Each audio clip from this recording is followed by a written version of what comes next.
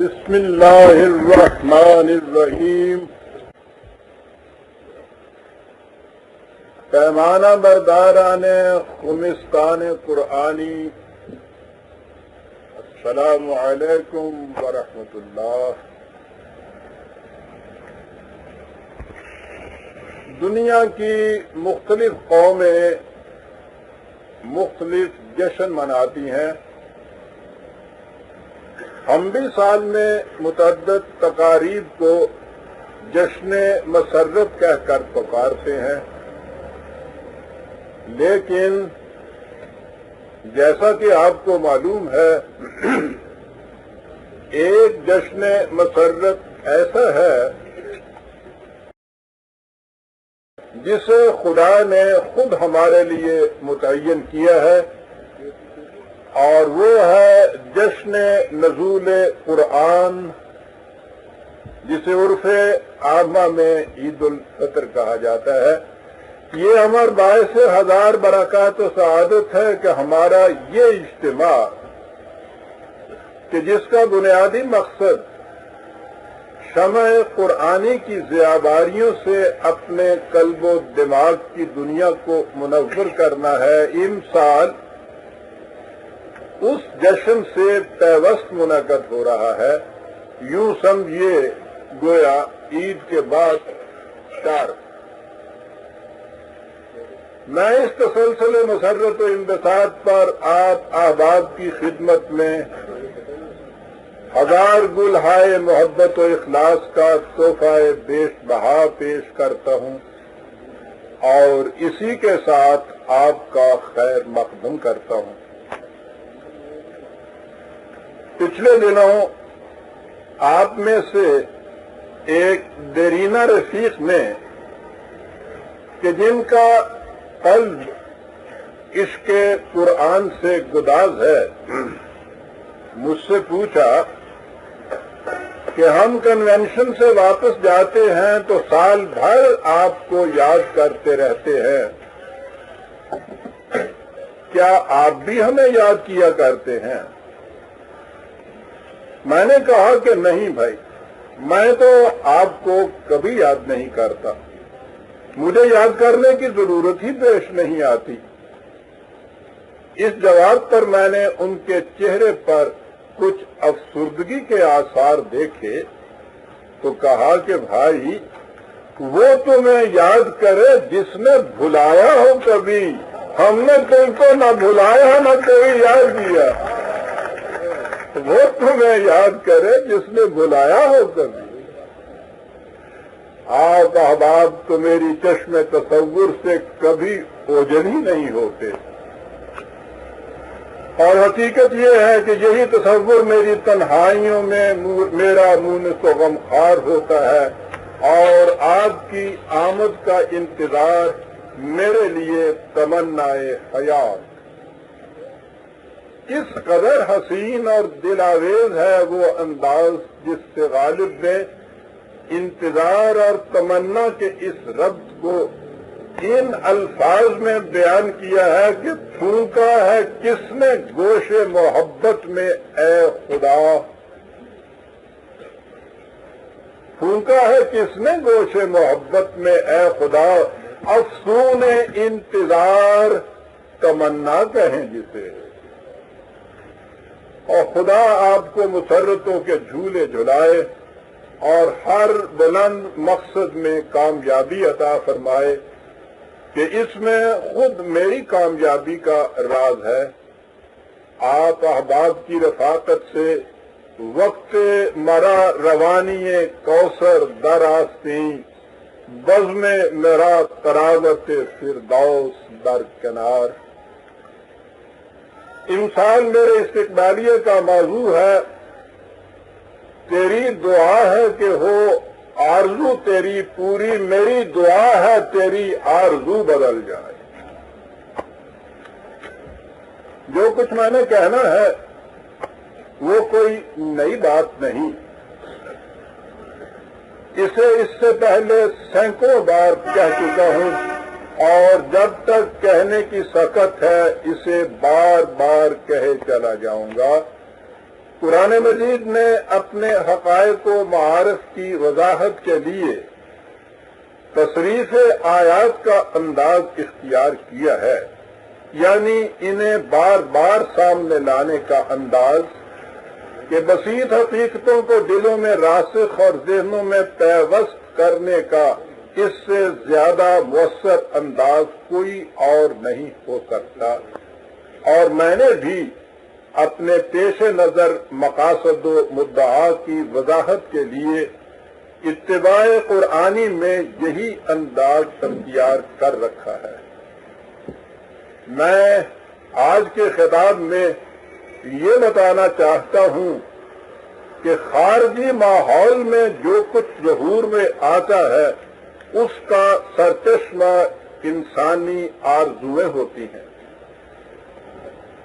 جس قسم کی آرزویں اسی قسم کے خارجی احوال و قواعد، لہذا قوموں کے عروج و زوال کا مدار اور ان کی موت و حیات کا انحصار اس پر ہے کہ اس قوم کے افراد کے دلوں میں آرزو کس قسم کی بیدار ہوتی ہے۔ لیکن اس موضوع تک آنے سے پہلے ایک تمہیدی پس منظر ضروری ہے۔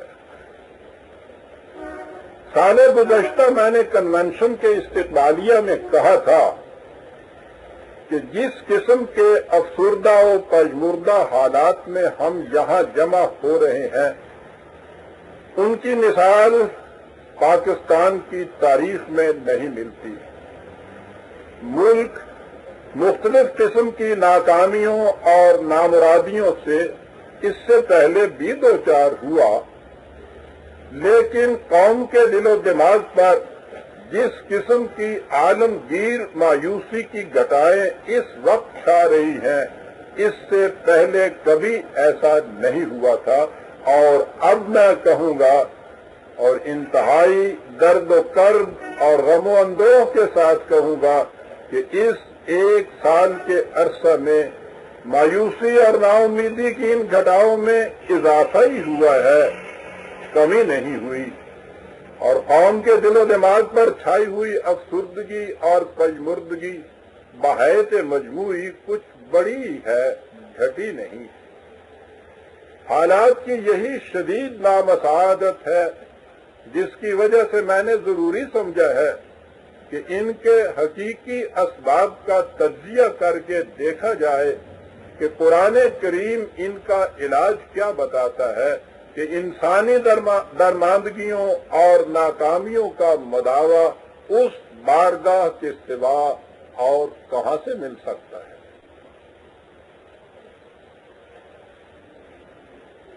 عزیزان ایمان،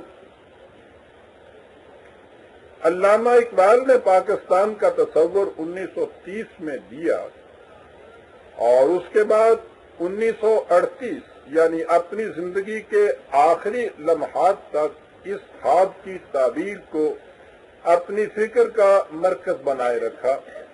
انہوں نے اس متصورہ مملکت کی نظریاتی بنیادوں، اس کے نظام کے اصولی خط و خال اور اس کے استحکام و بقا کی شرائط اور مقتضیات کے سلسلے میں بہت کچھ کہا، لیکن اس کے ساتھ ہی ہمیں ان کے پیغام میں بہت کچھ ایسا بھی ملتا ہے جو ہمارے موجودہ حالات پر حرفاً منطبق ہوتا ہے۔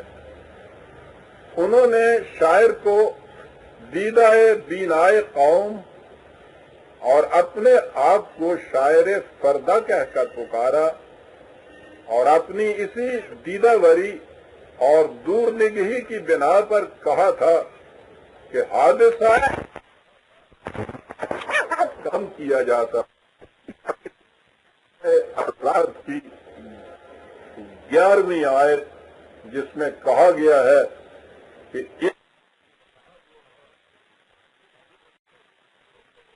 جب تک اس کی فکری اور ذہنی تبدیلی نہ ہو، جب تک اس میں نفسیاتی تبدیلی نہ ہو، یہ خدا کا اٹل قانون ہے جس کے خلاف کبھی نہیں ہو سکتا، ایسا ہونا ناممکن ہے۔ یعنی نفسیاتی تبدیلی کے بغیر خارجی ماحول کے اندر تبدیلی کا پیدا ہو جانا خدا یہ چیلنج دیتا ہے کہ ناممکن ہے. ان اللہ لا یغیر ما بقوم، نہیں بدلتا خدا اس قوم کی خارجی حالات کو حتی یغیروا ما بانفسہم، جب تک وہ اپنے اندر نفسیاتی تبدیلی، ذہنی فکری تبدیلی نہ پیدا کر دے. جو کچھ قرآن کریم نے کہا ہے باقی دنیا کے لیے اس کی حیثیت ایک اصول کی سی ہے، ایک نظریہ کی سی ہے. ان سے کہا گیا ہے کہ اگر تمہیں اس کی صداقت پر یقین نہ ہو تو تم اس کے بجائے کوئی اور طریقہ اختیار کر کے اسے آزما کر دیکھ لو، وہ قطعاً کامیاب نہیں ہوگا. وَإِن كُنتُمْ فِي رَيْبٍ مِّمَّا نَزَّلْنَا عَلَىٰ عَبْدِنَا فَأْتُوا بِسُورَةٍ مِّن مِّثْلِهِ. جو اصول تمہارے سامنے پیش کیا جا رہا ہے، اگر تمہیں اس کی صداقت میں شک ہے تو تم اس کی مثل کوئی اور اصول، اور نظام، اور طریقہ کار، اور ضابطہ وضع کر کے دیکھ لو. وَادْعُوا شُهَدَاءَكُم مِّن دُونِ اللَّهِ، تم اکیلے ہی نہیں، اپنے ساتھ دنیا بھر کے ارباب فکر و دانش کو ملا لو اور سب مل کر اس کی کوشش کر دیکھو، تم کبھی کامیاب نہیں ہو سکو گے. یہ تو غیر مسلموں کے لیے ہے، لیکن مسلمان جو قرآن کی صداقت پر ایمان رکھنے کے مدعی ہیں ان کے لیے اس اصول کی حیثیت مختلف ہے. یہ بڑی غور طلب چیز ہے عزیزان. اگر وہ سمجھیں کہ تغیر احوال کی صورت یہ نہیں کوئی اور ہے تو یہ قرآن سے کفر ہوگا. اگر وہ سمجھے کہ یہ بھی ایک تدبیر ہو سکتی ہے لیکن اس کے علاوہ اور بھی تدابیر ہیں تو یہ شرک ہو. اور اگر وہ اس تدبیر خداوندی کو چھوڑ کر دیگر تدابیر پر عمل پیرا ہو جائے تو یہ گویا خدا کو چیلنج دینا ہوگا کہ تم کہتے ہو کہ تغیر احوال کی ایک ہی صورت ہے یعنی تغیر نفس، لیکن ہم تغیر نفس کے بغیر اپنے حالات میں تبدیلی کر کے بتا دیں گے. معاذ اللہ ثم معاذ اللہ. غیر مسلم عقل کے تجرباتی طریق سے مختلف تدابیر کے آزمانے کے بعد اس نتیجے پر پہنچ رہے ہیں کہ نظریاتی تبدیلی کے بغیر انقلاب نہیں لایا جا سکتا. لینن کا نظریہ تھا کہ تشدد کے بغیر انقلاب نہیں لایا جاتا. یہ ایک ایسا عمل ہے جس کی روح سے آبادی کا ایک حصہ دوسرے حصے پر اپنا اختیار و تسلط، قوت و استبداد، نوک شمشیر، گولیوں کی بوچھار اور آتشی گولوں کے دھماکے سے زبردستی کراتا ہے. یہ لینن کا فلسفہ تھا. لیکن اور یہ غور طلب چیز عزیزان مان بالخصوص میرے ان نوجوانوں کے لیے کہ جو لینن کی پیروی میں انقلاب اور فساد کو مرادف سمجھ رہے ہیں، بلکہ فساد ہی کا نام انہوں نے انقلاب رکھا ہے، حالانکہ انقلاب کے تو لفظی مادہ بھی قلب سے ہے. جب تک قلب نہیں بدلتا اس وقت لفظ انقلاب بولا ہی نہیں جا سکتا. لینن نے یہ کہا تھا، لیکن اسی کمیونزم کا حامی چین کا عظیم لیڈر ماؤ زے تنگ اس نتیجے پر پہنچا ہے کہ یہ غلط ہے. نظریاتی تبدیلی کے بغیر انقلاب نہیں لایا جا سکتا اور نظریاتی تبدیلی کے لیے بڑا طویل المیعاد پروگرام درکار ہوتا ہے.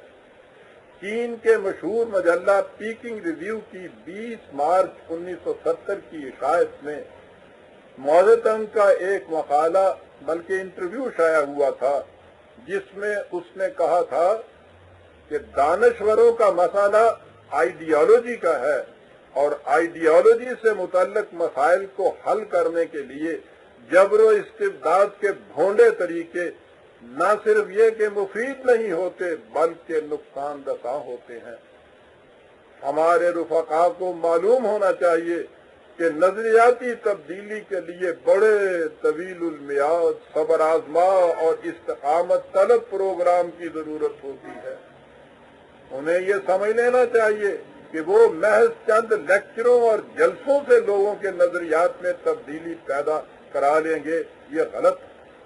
قوموں کے نظریات صدیوں میں جا کر مرتب ہوتے ہیں، اس لیے انہیں راتوں رات بدلا نہیں جا سکتا۔ یہ کام جبر و استبداد سے نہیں ہوگا، لوگوں کے قلب و دماغ کو رفتہ رفتہ اس تبدیلی کے لیے آمادہ کرنا ہوگا۔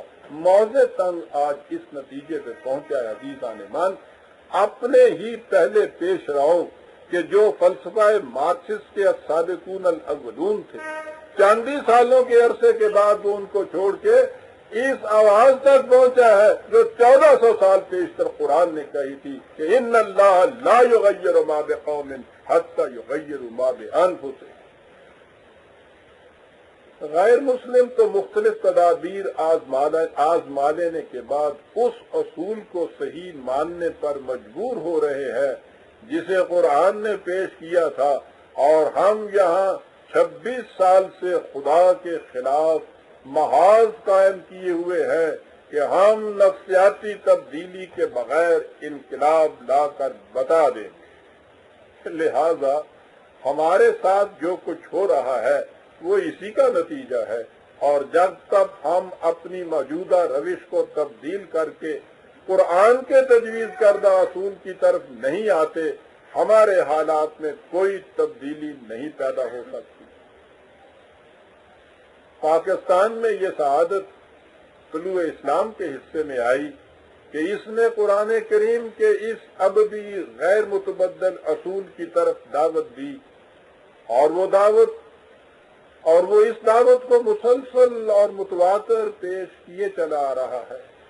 قوم نے بحیث مجموعی اس سے جو بے اعتنائی برتی اسے تو چھوڑیے، میں نے جب اچھے دانشوروں کے سامنے اس اصول کو پیش کیا تو ان کی طرف سے جواب یہ ملتا رہا کہ ہاں بات تو تم ٹھیک کہتے ہو، لیکن یہ بڑا لمبا پروگرام ہے، کوئی شارٹ کٹ بتائیے۔ اور جب میں کہتا کہ مجھے تو قرآن سے کوئی شارٹ کٹ چھوٹا راستہ نہیں ملتا، تو وہ یہ کہہ کر چل دیتے کہ آہ کو چاہیے ایک عمر اثر ہونے تک، کون جیتا ہے تیری زلف کے ساتھ ہونے تک۔ میں ان حضرات سے پوچھنا چاہتا ہوں کہ کیا آپ کو کوئی شارٹ کٹ مل گیا جس پر چل کر آپ نے قوم کو تباہی سے بچا لیا؟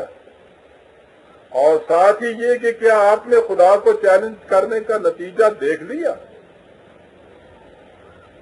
میں اس مقام پر دلی مبارکباد کے مستحق سمجھتا ہوں آپ احباب کو میرے قرآنی رفیقوں سے مخاطب کہ آپ جو قرآن کے اس اصول کی صداقت پر ایمان لائے تو پھر نہ مسافت کا طول آپ میں کسی قسم کی واماندگی پیدا کر سکا، اور نہ ہی راستے کے کانٹے آپ کے پاؤں میں لغزش پیدا کر سکے۔ آپ دل کے کامل سکون اور ثبات کے ساتھ اس راستے پر چلتے رہے، اور اس طرف کبھی خیال بھی نہ آیا کہ اس کے سوا کوئی اور راستہ بھی منزل تک پہنچا سکتا ہے۔ اللہ تعالیٰ آپ کے اس یقین میں مزید استحکام اور ہمتوں میں برکت عطا فرمائے۔ سوال یہ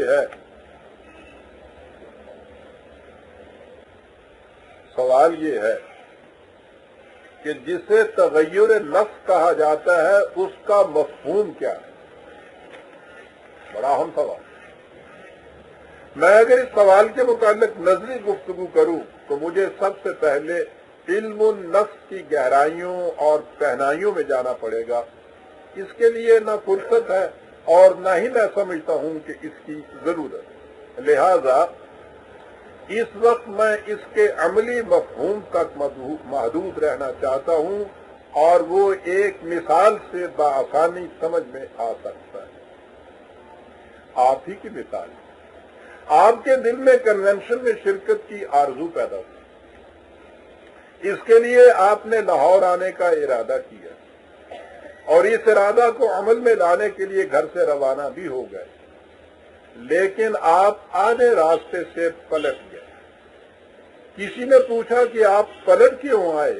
اس کے جواب میں آپ یہی کہیں گے کہ میں نے اپنا ارادہ بدل لیا ہے۔ اسی کا نام ہے تغیر نفس۔ میں نے اپنا ارادہ بدل لیا۔ پہلے کنونشن میں شرکت آپ کا مقصد تھا، اس کے بعد وہ مقصد بدل گیا اور اس مقصد کی تبدیلی کے ساتھ ہی آپ نے اپنا سارا پروگرام بدل لیا۔ غور کیجئے گا، واضح رہے کہ ایسا بھی ہو سکتا تھا کہ آپ کسی مجبوری کی وجہ سے کنونشن میں شریک نہ ہو سکے ہوں۔ اسے مقصد کی تبدیلی نہیں کہیں گے، اس کے لیے کہیں گے کہ آپ کے مقصد کے حصول کی راہ میں ناقابل عبور رکاوٹ قائم ہو گئی۔ مقصد کی تبدیلی اس وقت کہیں گے جب آپ کنونشن میں شرکت کا ارادہ بدل لیں۔ اسے تغیر نفس کہا جاتا ہے۔ قرآن کریم انسانی زندگی کا ایک مقصد متعین کرتا ہے، اس مقصد کی صداقت پر یقین ایمان کہلاتا ہے۔ بالفاظ دیگر آپ اس مقصد کو اپنی زندگی کا مقصد قرار دے لیتے ہیں اور اس مقصد کے حصول کے لیے جس قدر جد و جہد کی جائے قرآن اسے اعمال صالحہ کہہ کر پکارتا ہے۔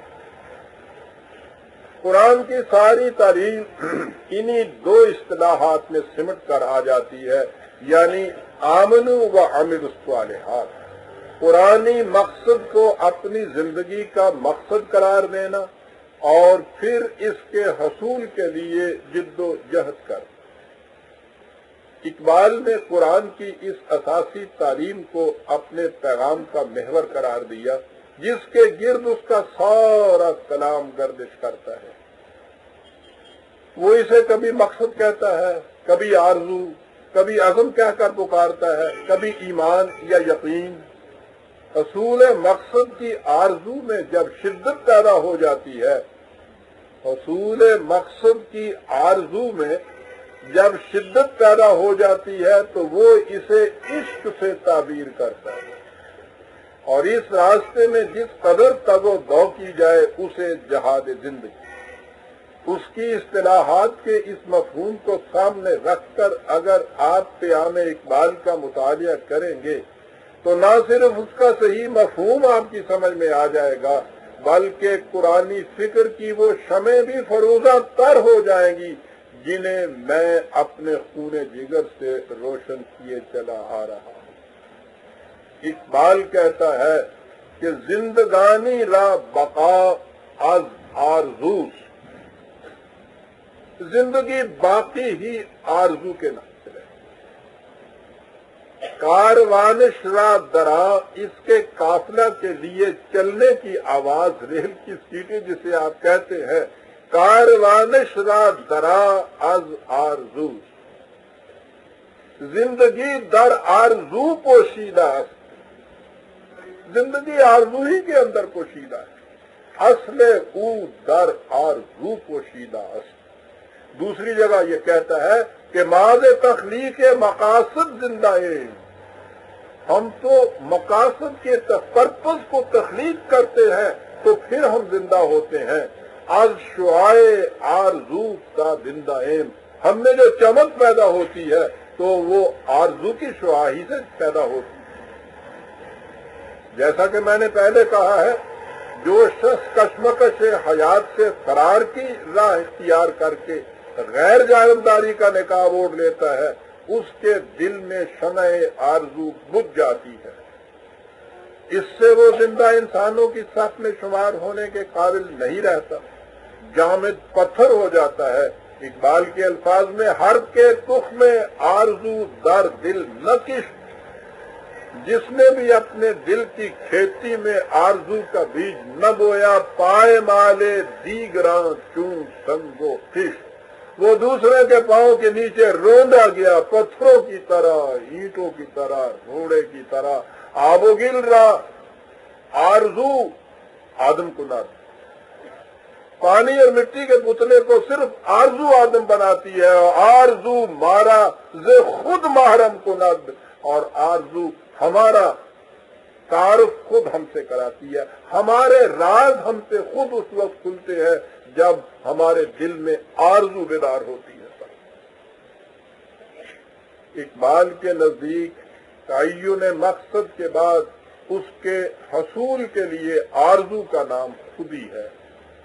اس کا فلسفہ خودی قرآن کے نقطہ ایمان ہی کی تفسیر ہے۔ سوال یہ ہے کہ قرآن نے مسلمانوں کا مقصد حیات کیا بتایا ہے جسے ان کا ایمان کہا جائے؟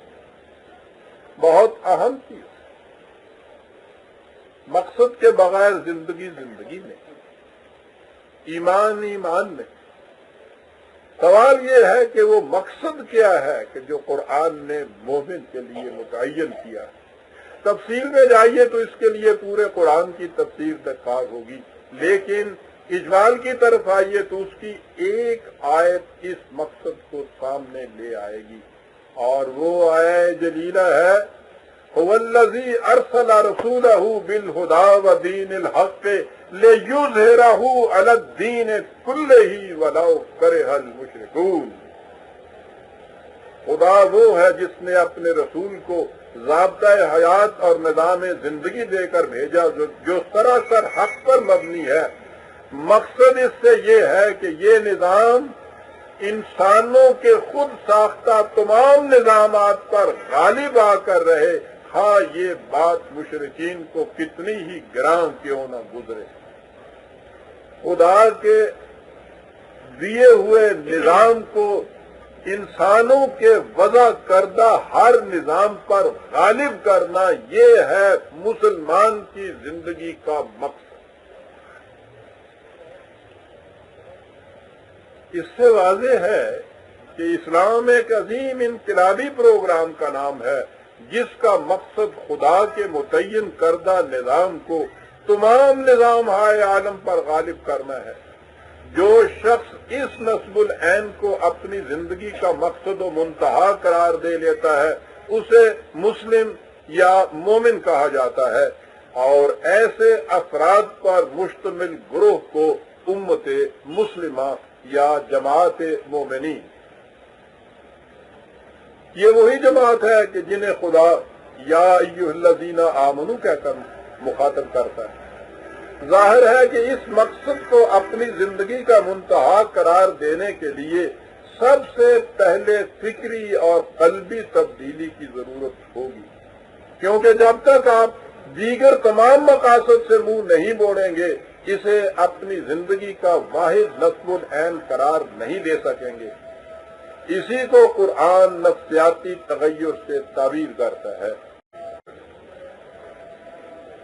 سے انسان کی زندگی کا مقصد بدل جاتا ہے، منزل بدل جاتی ہے، آرزو بدل جاتی ہے، اور جب مقصد، منزل اور آرزو بدل جائے تو اسی مثال کی روح سے جسے میں نے پہلے پیش کیا ہے، سفر حیات کی راہیں بدل جاتی ہیں، اس کے رفقائے سفر بدل جاتے ہیں۔ اسی کا نام ماحول کی تبدیلی ہے جسے قرآن ما بقوم کہہ کر پکارتا ہے۔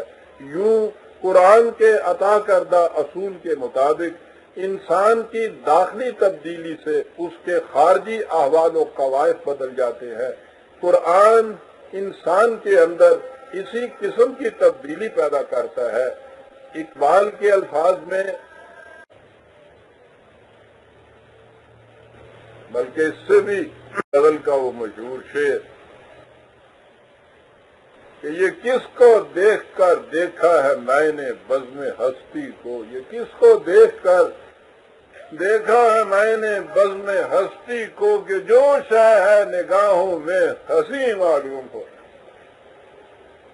قرآن کو دیکھنے کے بعد تو بزم امکان کی ہر شے حسین تر ہو جاتی ہے کہ چوں بجاں در رفت جاں دیگر شود، جاں چوں دیگر شد جہاں دیگر شود۔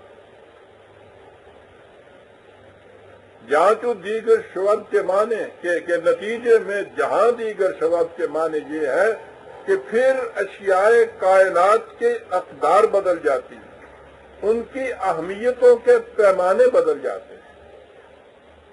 جب آپ کا ارادہ کنونشن میں شرکت کا تھا تو آپ لاہور کی طرف آنے والی بس کے پیچھے لپک کر جاتے تھے اور خود اپنے گھر کی طرف جانے والی بس کی طرف آنکھ اٹھا کر بھی نہیں دیکھتے تھے.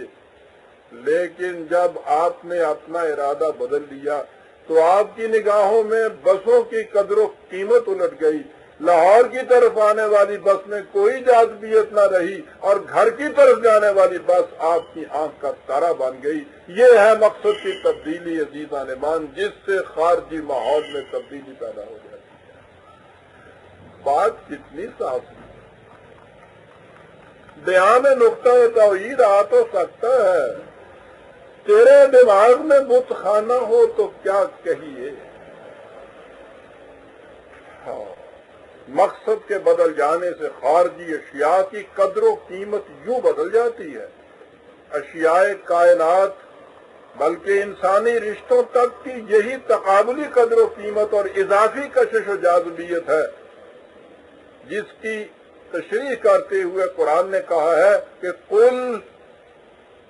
پہلے یہ سمجھ لیجئے کہ قرآن کریم نے بار بار یہ کہا ہے کہ دنیا کی ہر متاع، جاذبیتیں، کشش، زینتیں، یہ نہیں ہے کہ ان کو ٹھکرایا جائے، ان سے نفرت برتی جائے، ان کو حاصل کرنا چاہیے، ان سے متمتع ہونا چاہیے. لیکن ان کان آباؤکم و ابناؤکم و اخوانکم و ازواجکم و عشیرتکم و اموال اقترفتموها و تجارت تخشون کسادها و مساکن ترضونها احب الیکم من اللہ و رسولہ و جہاد فی سبیلہ فتربصوا حتی یاتی اللہ بامرہ واللہ لا یہدی القوم الفاسقین.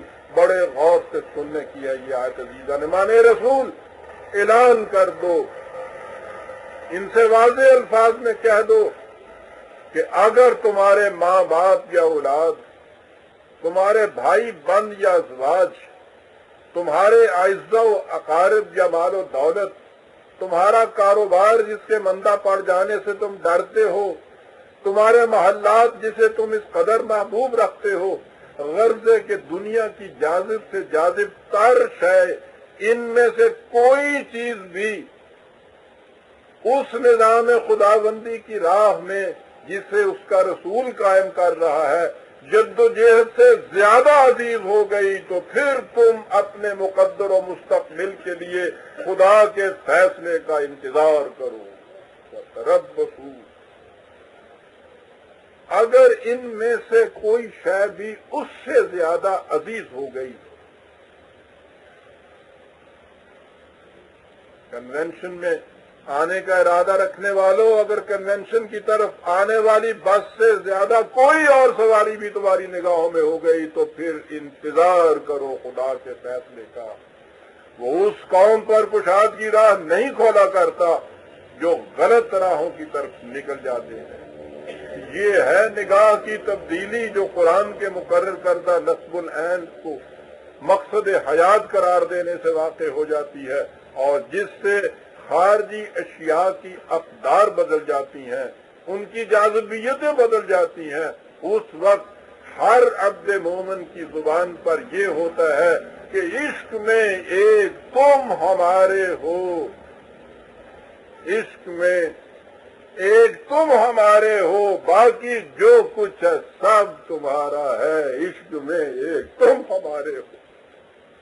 قرآن کریم نے اپنے مقرر کردہ نصب العین کی طرف جانے والے پروگرام کو نظام صلات سے تعبیر کیا. اس پروگرام میں ان اجتماعات کو بھی جنہیں اب نماز کہہ کر پکارا جاتا ہے بڑی اہمیت حاصل ہے. غور سے سنیے یہ اہمیت عزیزان مان.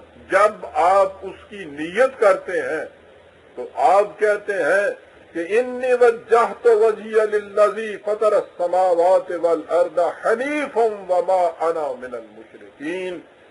میں نے دنیا کی تمام جاذبیتوں اور مقاصد سے منہ موڑ کر خدا کے مقرر کردہ مقصد کو اپنا نصب العین حیات قرار دے رکھا ہے میرا رخ سیدھا اسی منزل کی طرف ہے، وہی میرا قبلہ مقصود اور کعبہ مراد ہے، میں اس کے ساتھ کسی اور مقصد، کشش یا جاذبیت کو شریک نہیں کرتا۔ اس نیت کے بعد آپ اس مقصد کے حصول کی آرزو کا بار بار اعادہ کرتے ہیں، یہ ہے نماز۔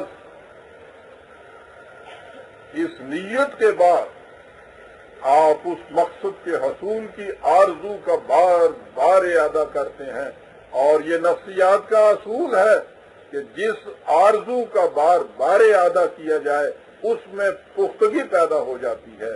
اس طریق سے آرزو میں پختگی پیدا کرنے کا نام دعا ہے۔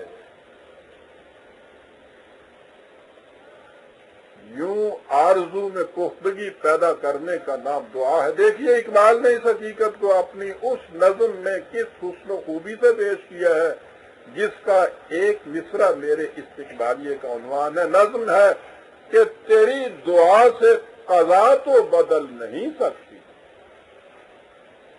تیری دعا سے قضا تو بدل نہیں سکتی، مگر ہے اس سے یہ ممکن کہ تو بدل جائے۔ تیری خودی میں اگر انقلاب ہو پیدا، عجب نہیں ہے کہ یہ چار سو بدل جائے، اور وہی شراب وہی ہاؤ ہو رہے باقی۔ آہا، یہی نمازیں اور یہی روزے، یہی حج اور یہی زکوٰۃ، ان کو بدلنے کی ضرورت نہیں ہے۔ وہی شراب وہی ہاؤ ہو رہے باقی، اور طریقے ساقی اور رسم کدو بدل جائے۔ تیری دعا ہے کہ ہو آرزو تیری پوری، میری دعا ہے تیری آرزو بدل جائے۔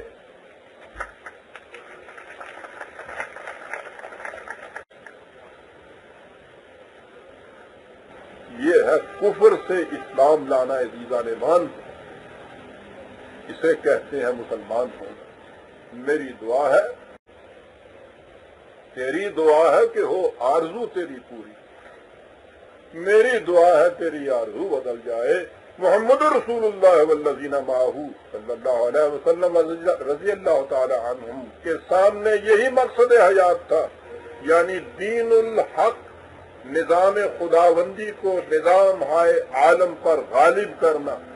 انہوں نے اپنے یقین محکم اور عمل فہم سے چند سالوں کے عرصے میں ایسا کر کے دکھا دیا۔ اس زمانے میں ایران اور رومت الکبریٰ کے نظام ہی دنیا میں سر بلند اور غالب نظام تھے۔ پرانی نظام نے ان دونوں نظاموں کو شکست دے کر اپنے نظام کو غالب کر کے دکھا دیا۔ یاد رکھیے، صدر اول کی فتوحات علاقوں اور ملکوں کی فتوحات نہیں تھیں، وہ انسانوں کے وضع کردہ نظاموں پر نظام خداوندی کی فتح تھی۔ لِیُظْہِرَہُ عَلَى الدِّینِ کُلِّہِ کا عملی مظاہرہ تھا۔ لیکن تاریخ کا یہ عجیب المیہ ہے کہ ایک انقلابی نظام جن عناصر کو شکست دیتا ہے، کچھ عرصے کے بعد خود بخود نہیں، بڑا فرق ہے اس میں اور کمیونزم کے فلسفے میں، کچھ عرصے کے بعد جب اس انقلاب آفری جماعت کے اخلاق کے مقاصد حیات بدل جاتے ہیں اور اس طرح ان کی انقلابی قوتوں میں ضعف آنے لگتا ہے، تو وہ شکست خوردہ عناصر اپنی شکست کا بدلہ لینے کے لیے پھر سے ابھر آتے ہیں۔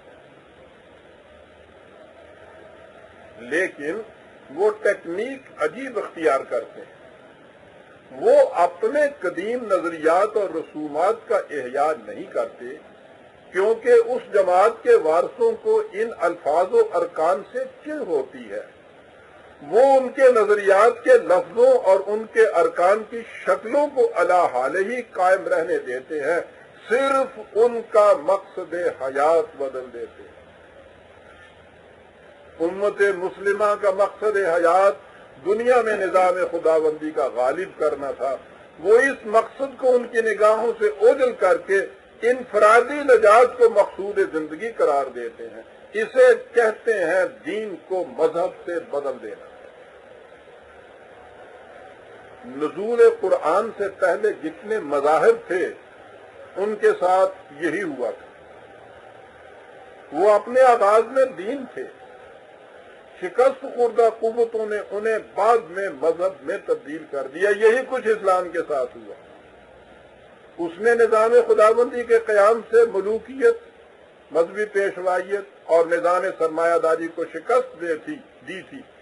جب مسلمانوں کا مقصد حیات بدل گیا تو یہ قوتیں ابھری. انہوں نے قرآن کے حروف، معتقدات کے الفاظ، نظام خداوندی کے پروگرام کے ارکان، صوم و صلات وغیرہ کی شکلوں کو علی حال ہی رہنے دیا، لیکن ان کے مفہوم کو بدل دیا، مقصود کو بدل دیا.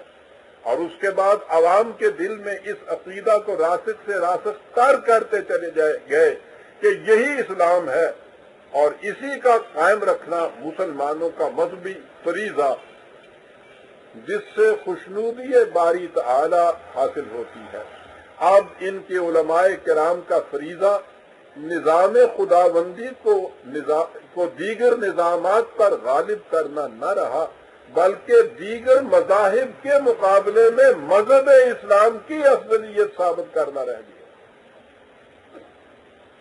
اتنا ہی نہیں بلکہ خود ان کے اپنے اندر مختلف فرقوں کے نزدیک اسلام کی خدمت یہ قرار پا گیا کہ دوسرے فرقوں کے مسلک کے مقابلے میں اپنے فرقہ کے مسلک کی برتری کو ثابت کر دیں. اب ان کے نزدیک بحث طلب مسائل اس قسم کے رہ گئے کہ نماز میں آمین خفی آواز سے کہنی چاہیے یا بلند آواز سے، ہاتھ نیچے باندھنے چاہیے یا اوپر باندھنے چاہیے، یا پھر اس قسم کے نظری مباحث کہ ابن مریم مر گیا یا زندہ جاوید ہے، ابن مریم مر گیا یا زندہ جاوید ہے صفات ذات حق، حق سے جدا یا عین ذات آنے والے سے مسیح ناصری مقصود ہے یا مجدد جس میں ہوں فرزند مریم کے صفات. سابقہ اقوام جب اس سطح پر اتر آتی تھی تو ان کی طرف خدا کا ایک اور رسول آ جاتا تھا جو خدا کا نظام ان کے سامنے پھر سے رکھ دیتا اور اس طرح مذہب کو دین سے بدل دیتا تھا. لیکن حضور نبی اکرم صلی اللہ علیہ وسلم کی طرف نازل کردہ ضابطہ حیات چونکہ مکمل، غیر متبدل، محفوظ اور تمام نوع انسان کے لیے قیامت تک نظام خداوندی کا منشور تھا، اس لیے حضور کے بعد کسی مامور من اللہ کے آنے کی ضرورت نہ تھی. ان سے کہا گیا کہ اگر تمہارا دین بھی مذہب سے بدل جائے تو تمہارے لیے کرنے کا کام یہ ہوگا. یہ ہے غور طلب عزیزان احمد، کیونکہ آج ہم اس مقام پہ کھڑے ہیں. اگر تمہارا دین بھی مذہب سے بدل گیا تو تمہارے لیے کرنے کا کام یہ ہوگا کہ تم قرآن کے متعین کردہ مقصد یعنی دین خداوندی کو نظام عالم پر غالب کرنے کا مقصد از سر نو اپنے سامنے رکھ. سمجھنے کی خاطر اسے تجدید مقصد کہہ لیجیے. دیکھیے قرآن اس عظیم حقیقت کو کس قدر بلیغ انداز میں پیش کرتا ہے. بڑی غور طلب ہے یہ آیات عزیزان من. وہ کہتا ہے کہ یا ایھا الذین آمنو، اے ایمان والو، آمنو باللہ ورسولہ والکتاب الذی نزل علی رسولہ، ایمان لاؤ تم اللہ پر، اس کے رسول پر اور اس کی کتاب پر. یا ایھا الذین آمنو مخاطب کرتا ہے وہ یا ایھا الذین آمنو کا. یہاں یہ بات بظاہر عجیب سی لگے گی کہ جن لوگوں کو خود خدا اے ایمان والوں کہہ کر پکارتا ہے وہ انہیں ایمان لانے کے لیے کیوں کہہ رہا ہے. یہ بڑی عظیم حقیقت ہے اور گہرے غور و فکر کی محتاج. جو قوم مذہب کی سطح پر اتر آتی ہے لیکن اپنے آپ کو منسوب اسی دین کی طرف کرتی رہتی ہے، قرآن انہیں دیگر مذاہب سے الگ کر کے ان کے ملی تشخص کو تسلیم کرتا ہے. اس نہج سے انہیں یا ایھا الذین آمنو کہہ کر مخاطب کرتا ہے.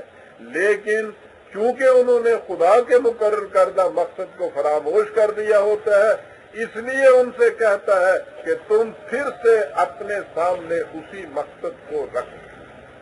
اسی کو میں نے تجدید مقصد کہہ کر پکارا ہے۔ اس حقیقت کو سورہ صف میں مزید وضاحت سے بیان کیا گیا ہے۔ ارشاد ہے کہ یریدون لیطفئوا نور اللہ بافواہہم واللہ متم نورہ ولو کرہ الکافرون۔ ان کے ارادے یہ ہیں کہ یہ خدا کے اس نور کو اپنی آنکھوں سے بجھا دیں، لیکن خدا اپنے نور کو مکمل کر کے رہے گا، خواہ یہ بات کفار پر کتنی ہی گراں کیوں نہ گزرے۔ سوال یہ ہے کہ خدا کا یہ نور کیا ہے جس کے بجھانے کی تدابیر مخالفین کرتے ہیں؟ اس کا جواب اگلی آیت میں دیا کہ هو الذی ارسل رسولہ بالہدی ودین الحق لیظہرہ علی الدین کلہ ولو کرہ المشرکون۔ خدا وہ ہے جس نے اپنے رسول کو ضابطہ ہدایت اور دین الحق دے کر بھیجا تاکہ اسے تمام نظام عالم پر غالب کر دے، خواہ یہ بات مشرکین پر کتنی ہی گراں کیوں نہ گزرے۔ اس سے ظاہر ہے کہ یہ نور جسے بجھانے ناکام بنانے کی سازشیں ہوں گی، خدا کا متعین فرمودہ نظام زندگی ہے۔ اس کے بعد ہے یا ایھا الذین آمنوا هل ادلکم علی تجارۃ ننجیکم من عذاب علیم۔ اے ایمان والو، کیا ہم تمہیں ایک ایسی تجارت کا پتہ نشان بتائیں جو تمہیں الم انگیز عذاب سے بچا لے؟ وہ تجارت کیا ہے؟ تؤمنون باللہ ورسولہ، تم ایمان لاؤ اللہ پر اور اس کے رسول پر، وتجاہدون فی سبیل اللہ باموالکم وانفسکم، اور اللہ کی راہ میں اپنے مال و جان کے ساتھ جہاد کرو، ذالکم خیر لکم ان کنتم تعلمون، یہ تمہارے لیے بہتر ہے اگر تم اس حقیقت کو جان لو۔ اور اس کے بعد کہا کہ اس کے لیے تمہیں انصار اللہ بننا پڑے گا، خدا کے مدد کرنے والے، اور جب تم ایسے بن جاؤ گے تو تمہیں خدا کی نصرت اور فتح نصیب ہو جائے گی۔ سوال یہ ہے کہ خدا کا وہ کون سا نور ہے جسے بجھانے کے لیے مخالفین ہزار تدبیریں اور سازشیں کرتے ہیں؟ تاریخ اس حقیقت پر شاہد ہے کہ اگر اسلام مذہب کی شکل میں رہے تو کوئی بھی اس سے تعرض نہیں کرتا۔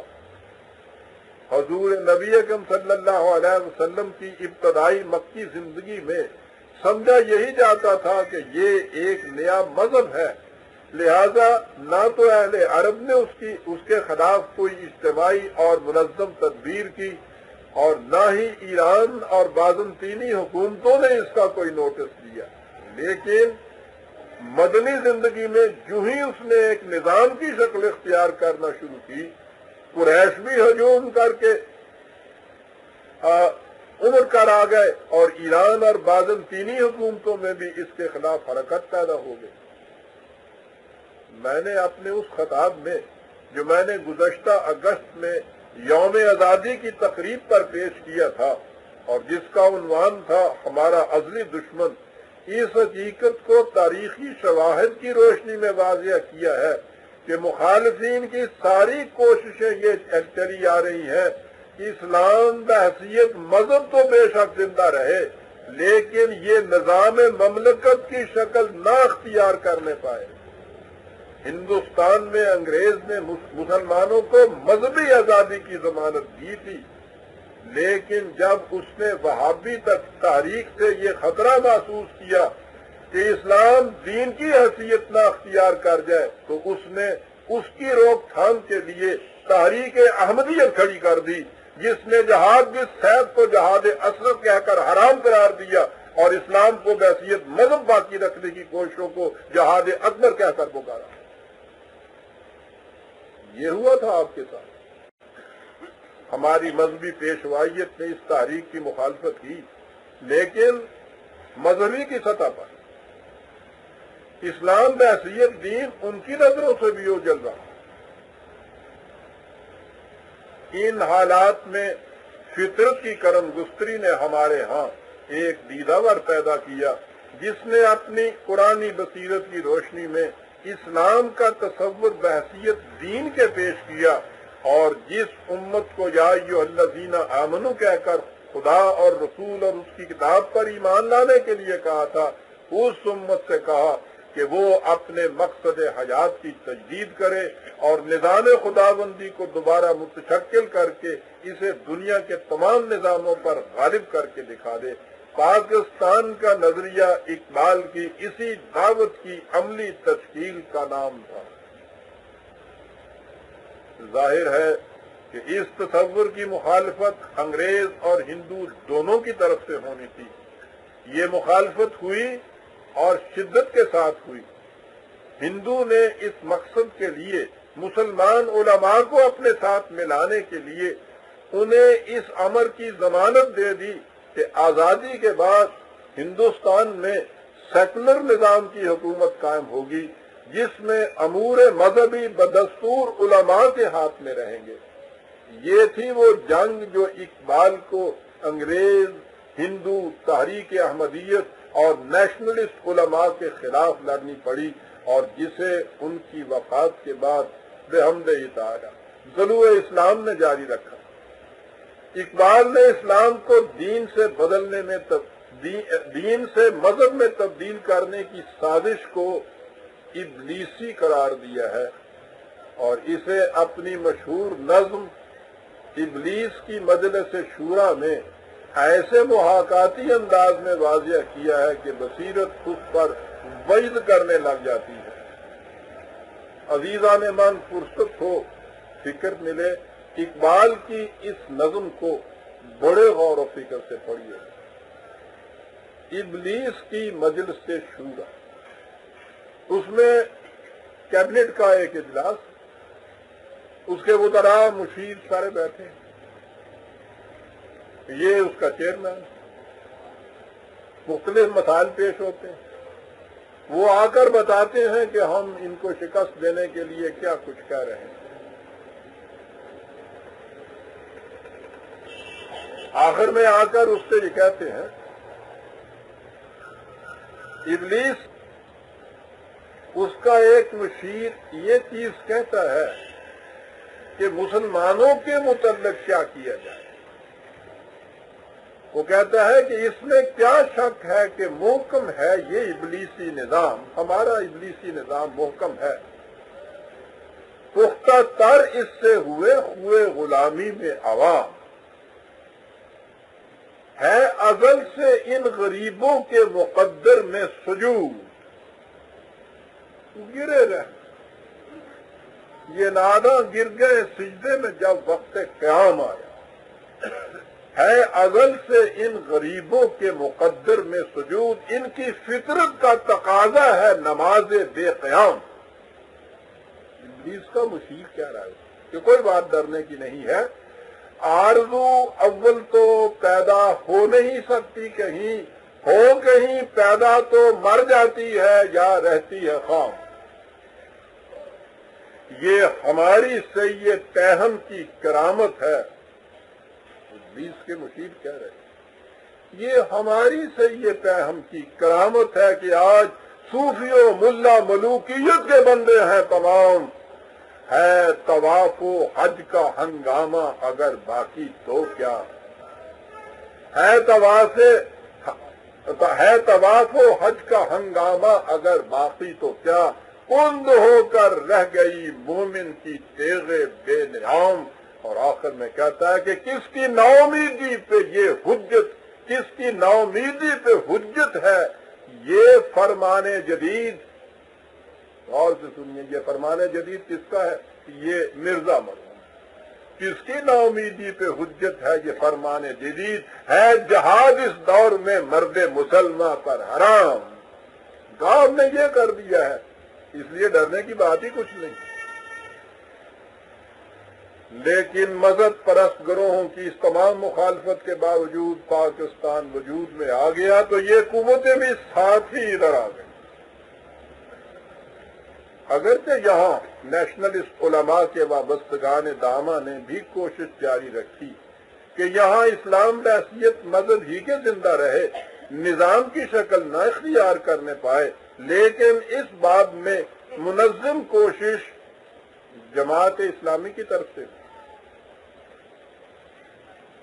اسی طرح جس طرح ہندوستان میں تحریک مرزائیت نے اس کی مخالفت کی۔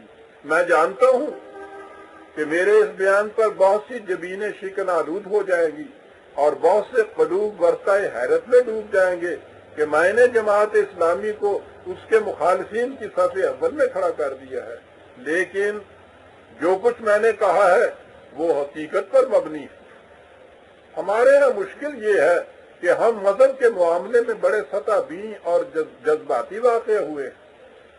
جب مرزا غلام احمد نے اپنی تحریک کی ابتدا کی تو وہ اسلام کے پرجوش مبلغ اور مناظر کی حیثیت سے سامنے آئے اور اپنی پہلی تصنیف براہین احمدیہ میں عیسائیوں اور آریوں کی بھرپور مخالفت کی۔ اس سے مسلمانوں نے انہیں سر آنکھوں پر بٹھا دیا، حتیٰ کہ اس زمانے کے اچھے اچھے پڑھے لکھے لوگوں نے بھی ان کی اسلامی خدمات کی بے حد تعریف کی۔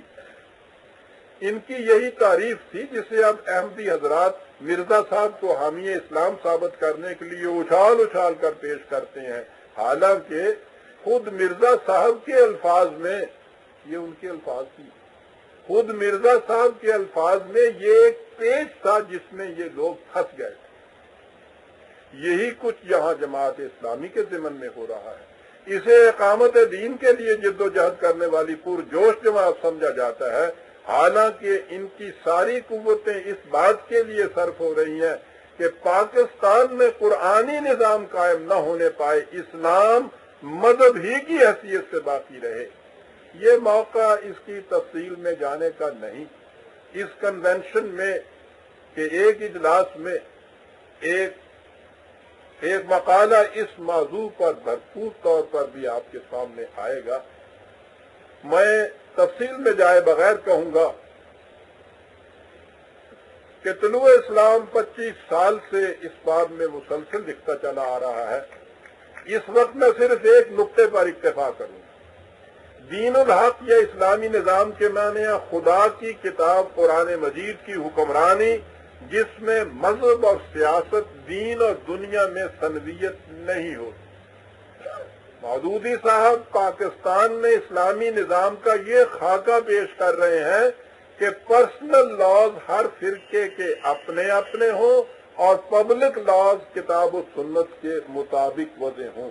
آپ سوچئے کہ پرسنل اور پبلک لاز میں یہ تفریق مذہب کی ایجاد ہے یا نظام خداوندی کا تقاضا؟ کیا رسول اللہ صلی اللہ علیہ وسلم کے عہد ہمایوں اور خلافت راشدہ میں پرسنل لاز اور پبلک لاز میں اس طرح سے تفریق ہوتی تھی؟ یہ تفریق آپ کی عہد ملوکیت کی پیدا کرتا ہے جب دین مذہب میں بدل گیا تھا۔ وہ کہتے ہیں اسی کو جاری رکھا جائے، اسی کی گرہیں مضبوط کی جائے، آگے بڑھیے۔ انہوں نے کہا ہے کہ پبلک لاز کتاب و سنت کے مطابق، لیکن 20 سال تک یہ دھول اڑانے کے بعد کہہ دیا، سنیے کیا کہا، کہ کتاب و سنت کے مطابق پبلک لاز کا کوئی ایسا ضابطہ مرتب نہیں ہو سکتا جسے تمام فرقے اسلامی تسلیم کرنے یاد آ جائے۔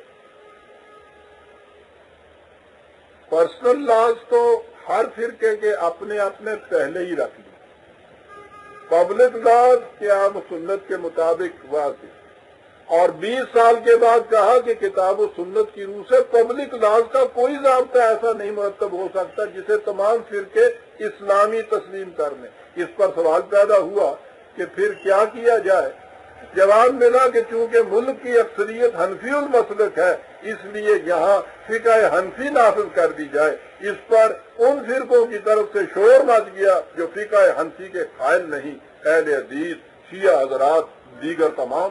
انہوں نے کہا کہ ہم جس فقہ کو اسلامی مانتے ہی نہیں ہیں، انہیں اسلامی قانون کی حیثیت سے ہم پر نافذ کس طرح کیا جا سکتا ہے؟ ہم اس کے خلاف بغاوت کریں گے۔ اس ایک نقطہ سے آپ اندازہ لگا لیجئے کہ یہ جماعت یہاں نظام خداوندی قائم کرنا چاہتی ہے یا مذہب کی جس شکل میں اسلام چلا آ رہا ہے اسی کو باقی اور قائم رکھنا۔ اور اس سے آپ اندازہ بھی لگا لیجئے کہ کیا یہ وہی گہری سازش نہیں کہ مسلمانوں کو ایک ایسی مملکت مل جانے کے بعد بھی جسے انہوں نے نظام خداوندی کے قیام کے لیے حاصل کیا تھا، یہاں وہ نظام قائم نہ ہو سکے، اسلام و دستور مذہب کی شکل میں باقی رہے۔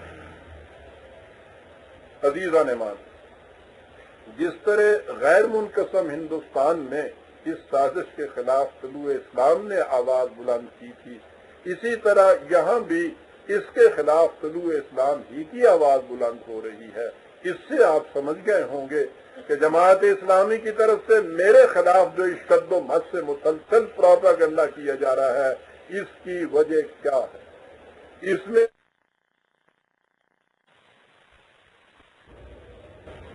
عزیزان ایمان، جس طرح غیر منقسم ہندوستان میں اس سازش کے خلاف طلوع اسلام نے آواز بلند کی تھی، اسی طرح یہاں بھی اس کے خلاف طلوع اسلام ہی کی آواز بلند ہو رہی ہے۔ اس سے آپ سمجھ گئے ہوں گے کہ جماعت اسلامی کی طرف سے میرے خلاف جو اس شد و مت سے مسلسل پروپیگنڈا کیا جا رہا ہے، اس کی وجہ کیا ہے؟ اس میں نہ انکار و اقرار حدیث، اس میں سوال نہ انکار و اقرار حدیث کا ہے، نہ اتباع و مخالفت سنت کا، نہ 3 وقتوں کی نماز کا، نہ 9 دنوں کے روزے کا۔ یہ سب جھوٹے الزامات ہیں جو میرے خلاف ایک خاص پلان کے تحت تراشے گئے ہیں۔ مقصد اس سے یہ ہے کہ عوام میری آواز نہ سننے پائیں اور اس طرح ان کی یہ سازش بے نقاب نہ ہو سکے۔ اسی کنونشن کے ایک اجلاس میں ایک مقالہ اس موضوع پر بھی آ رہا ہے کہ یہ 3 نمازیں اور 9 دن کے روزے کے پس پردہ کیا ہے۔ بڑے حقائق منکشف ہوں گے آپ کے اوپر سامنے۔ عزیزان من، اس وقت ساری دنیا میں ایک ہی نظام رائج ہے جسے سیکولرزم کا نظام کہا جاتا ہے۔ اس نظام کا ملخص یہ ہے کہ انسانی معاملات کے حل کے لیے وحی کی رہنمائی کی ضرورت نہیں، انہیں انسان اپنی عقل و فکر کی روح سے خود حل کر سکتا ہے۔ یورپ کی عیسائی سلطنتیں ہوں یا ان سے متاثر مسلمانوں کی مملکتیں، بھارت کی سناتنی حکومت ہو یا روس اور چین کا مبنی بر دہریت نظام، ان سب میں قدر مشترک یہی عنصر ہے کہ انسانی معاملات کے حل کے لیے وحی کی ضرورت نہیں۔ مذہب چونکہ انسانی معاملات میں دخل نہیں دیتا، اس لیے یہ مملکتیں کسی مذہب سے بھی تعرض نہیں کرتے۔ اور تو اور روس اور چین میں بھی مسلمانوں کو مذہبی آزادی حاصل ہے۔ ابھی پچھلے دنوں اندرا گاندھی نے یہ کہا تھا کہ کسی نے ان سے سوال کیا کہ بنگلہ دیش کو ہندوستان کے ساتھ کیوں نہیں ملا لیا جاتا؟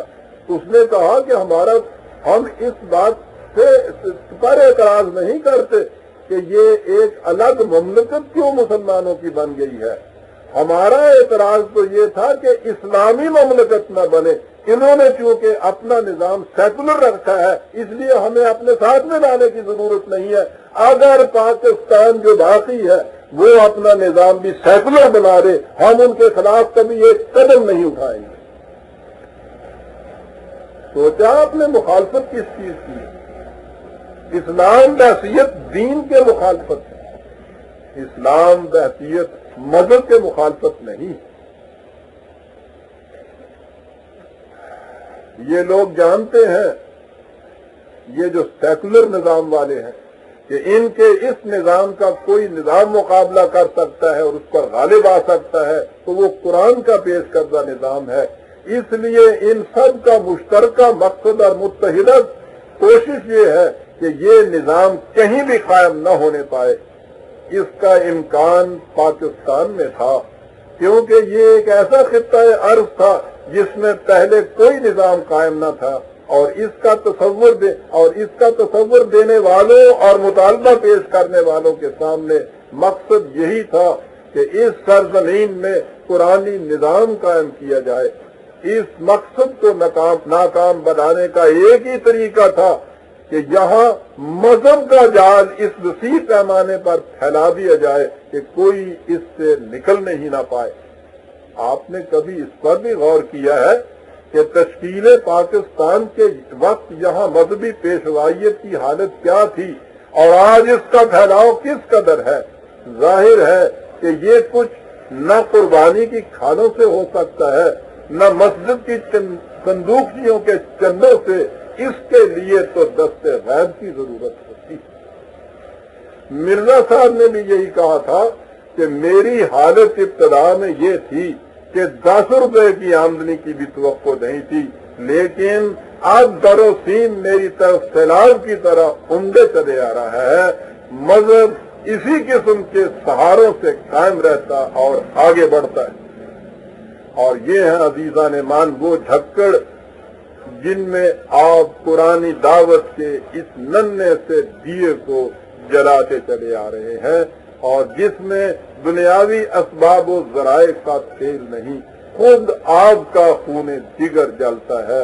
اقبال کے الفاظ میں ہوا ہے گو تند و تیز لیکن ہوا ہے گو تند و تیز لیکن چراغ اپنا جلا رہا ہے، وہ مرد درویش جس کو حق نے دیے ہے انداز خسروان۔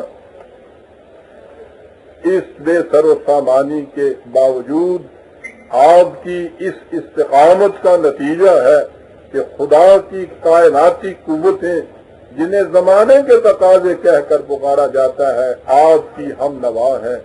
اور احمدیوں کے متعلق معاف رکھیے گا، میں بار بار یہی لفظ استعمال کر رہا ہوں، تحریر میں یہ کوٹڈ ہوتا ہے، تقریر میں تو یوں نہیں کیا جا سکتا، لیکن میں اس لیے مرزائیوں کی بجائے احمدی کہتا ہوں کہ انہوں نے یہ کہا تھا کہ ہمیں اس لفظ سے چڑ ہے، ہم اسے گالی سمجھتے ہیں، اور ہمارے خدا نے یہ کہا تھا کہ تم بت پرستوں کے بتوں کو بھی گالی نہ دو، اس لیے میں اس کے بت کو گالی نہیں دیتا، اور ان کو اسی طرح سے کوٹڈ میں احمدی کہہ کر پکار رہا ہوں۔ احمدیوں کے متعلق حالیہ فیصلہ اس کی تازہ ترین شہادت ہے۔ یہ فیصلہ، یہ ایک اور اہم نقطہ آیا ہے، یہ فیصلہ اس لحاظ ہی سے اہم نہیں کہ میں نے جو آواز آج سے 40 سال پہلے اٹھائی تھی اور بہاولپور کی ایک ریاست نے اس کے مطابق مرزائیوں کو غیر مسلم قرار دیا تھا، اور جس مطالبہ کو علامہ اقبال نے ایک تحریک کی شکل میں پیش کیا تھا، اسے مملکت پاکستان نے آئینی حیثیت سے تسلیم کر لیا ہے۔ اس کی اہمیت اس لحاظ سے بہت زیادہ ہے کہ یہ پاکستان میں ہی نہیں بلکہ مسلمانوں کی تاریخ میں ایک انقلاب آفریں اقدام ہے جس کے نتائج اور عواقب بڑے دور رس ہے۔ اسے غور سے سنی، صرف یہ فیصلہ نہیں بلکہ اس میں ایک اور بات میں نے ابھی کہا ہے کہ اسلام کے خلاف سازش یہ ہوئی تھی کہ اسے دین کی جگہ مذہب میں تبدیل کر دیا جائے گا۔ دین میں مذہب اور سیاست میں ثنویت نہیں ہو، تمام امور کا فیصلہ اسلامی مملکت کرتی۔ مذہب میں حکومت اور مذہبی پیشوائیت میں ایک ہم سمجھوتا ہوتا ہے جس کی روح سے مذہبی امور مثل اعتقادات، عبادات، پرسنل لاز وغیرہ مذہبی پیشوائیت کے دائرہ اقتدار میں رہتے ہیں اور دنیاوی امور حکومت کے اختیار میں۔ مسلمانوں میں صدر اول کے بعد یہ ثنویت پیدا ہوئی اور مسلسل آگے بڑھتی گئی۔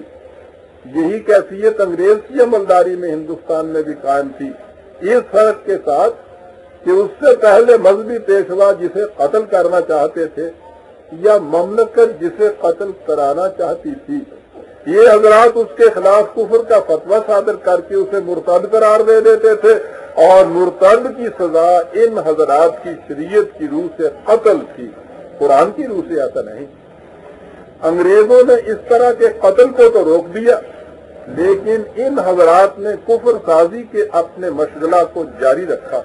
اس سے صرف ان کے جذبہ انتقام و نفرت کی تسکین ہوتی تھی، عملاً اس کا کوئی اثر نہیں ہوتا تھا۔ جس کے خلاف یہ کفر کا فتویٰ صادر کرتے تھے وہ مسلمان کا مسلمان ہی تصور اور تسلیم کیا جاتا، مثلا ہمارے مذہبی فرقوں میں سے کوئی فرقہ ایسا نہیں جس پر فریق مخالف نے کفر کا فتویٰ نہ لگایا ہو، لیکن اس کے باوجود ان فرقوں سے وابستہ سب مسلمان تسلیم کیے جاتے ہیں۔ میں ان حضرات کی خدمت میں بار بار عرض کرتا رہا کہ آپ اپنا وقت اور توانائیاں کفر سازی کے اس بیکار اور تخریبی مشغلہ میں ضائع کرنے کے بجائے یہاں قرآنی نظام نافذ کرنے کی کوشش کریں، اور پھر دیکھیں کہ جو فتویٰ حکومت کی طرف سے صادر ہوتا ہے وہ کس قدر مؤثر ہوتا ہے، لیکن یہ اسے کس طرح مان لیتے۔ ان کا تو مشن ہی قرآنی نظام خداوندی کی مخالفت تھا، لیکن قرآن کریم میں ہے وَلِلَّهِ يَسْجُدُ مَن فِي السَّمَاوَاتِ وَالْأَرْضِ طَوْعًا وَكَرْهًا۔ کائنات میں جو کوئی بھی ہے اسے قوانین خداوندی کے سامنے جھکنا ہے، جو طوعاً ایسا نہیں کرتے انہیں کرہن ایسا کرنا پڑتا ہے۔ جب ان حضرات نے طوعاً ایسا نہ کیا تو فطرت کے پروگرام نے ان سے کرہن ایسا کرا دیا۔ مسئلہ ختم نبوت کے سلسلے میں یہ حضرات 1953 کے ہنگامے کے بعد خاموش بیٹھے تھے کہ ربوہ اسٹیشن کا حادثہ نمودار ہو گیا جس نے ملک میں ارتعاش پیدا کر دیا۔ اس تزلزل اور ارتعاش میں ہم کیا دیکھتے ہیں کہ ملک کے تمام فرقوں کے علماء حضرات حکومت سے درخواست کر رہے ہیں، بلکہ اسے مجبور کر رہے ہیں کہ وہ احمدیوں کے کفر و اسلام کا فیصلہ کریں۔ یعنی یہ حضرات اپنے اس حق اور اقتدار سے جسے چھوڑنے کا یہ کبھی تصور بھی نہیں کرتے تھے، آج خود دستبردار ہو کر اسے حکومت کے سپرد کر رہے ہیں اور حکومت پر زور دے رہے ہیں کہ وہ اس کو اختیار کر کے استعمال کرے۔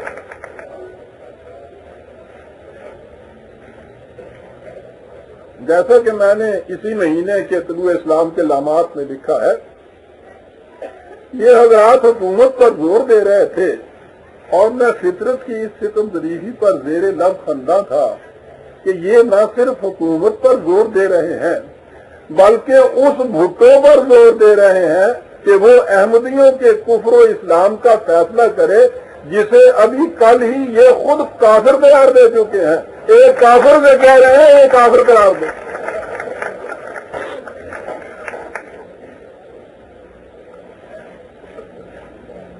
حکومت نے اس اختیار کو سنبھالا اور فیصلہ دے دیا، جس پر ان حضرات نے حکومت اور مسٹر بھٹو کو مبارکباد کے تار دیے۔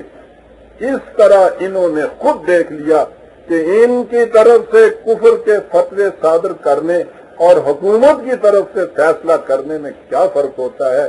یہ 90 برس سے فتوے صادر کرتے رہے تو احمدیوں کا کچھ نہ بگڑا۔ حکومت نے ایک فیصلہ کیا اور وہ غیر مسلموں کی صف پہ جا کے کھڑے ہو گئے۔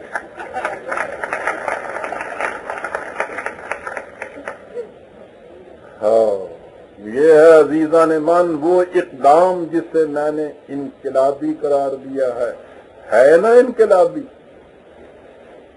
ہے نا اس کے اندر چھپی ہوئی ایک عظیم حقیقت۔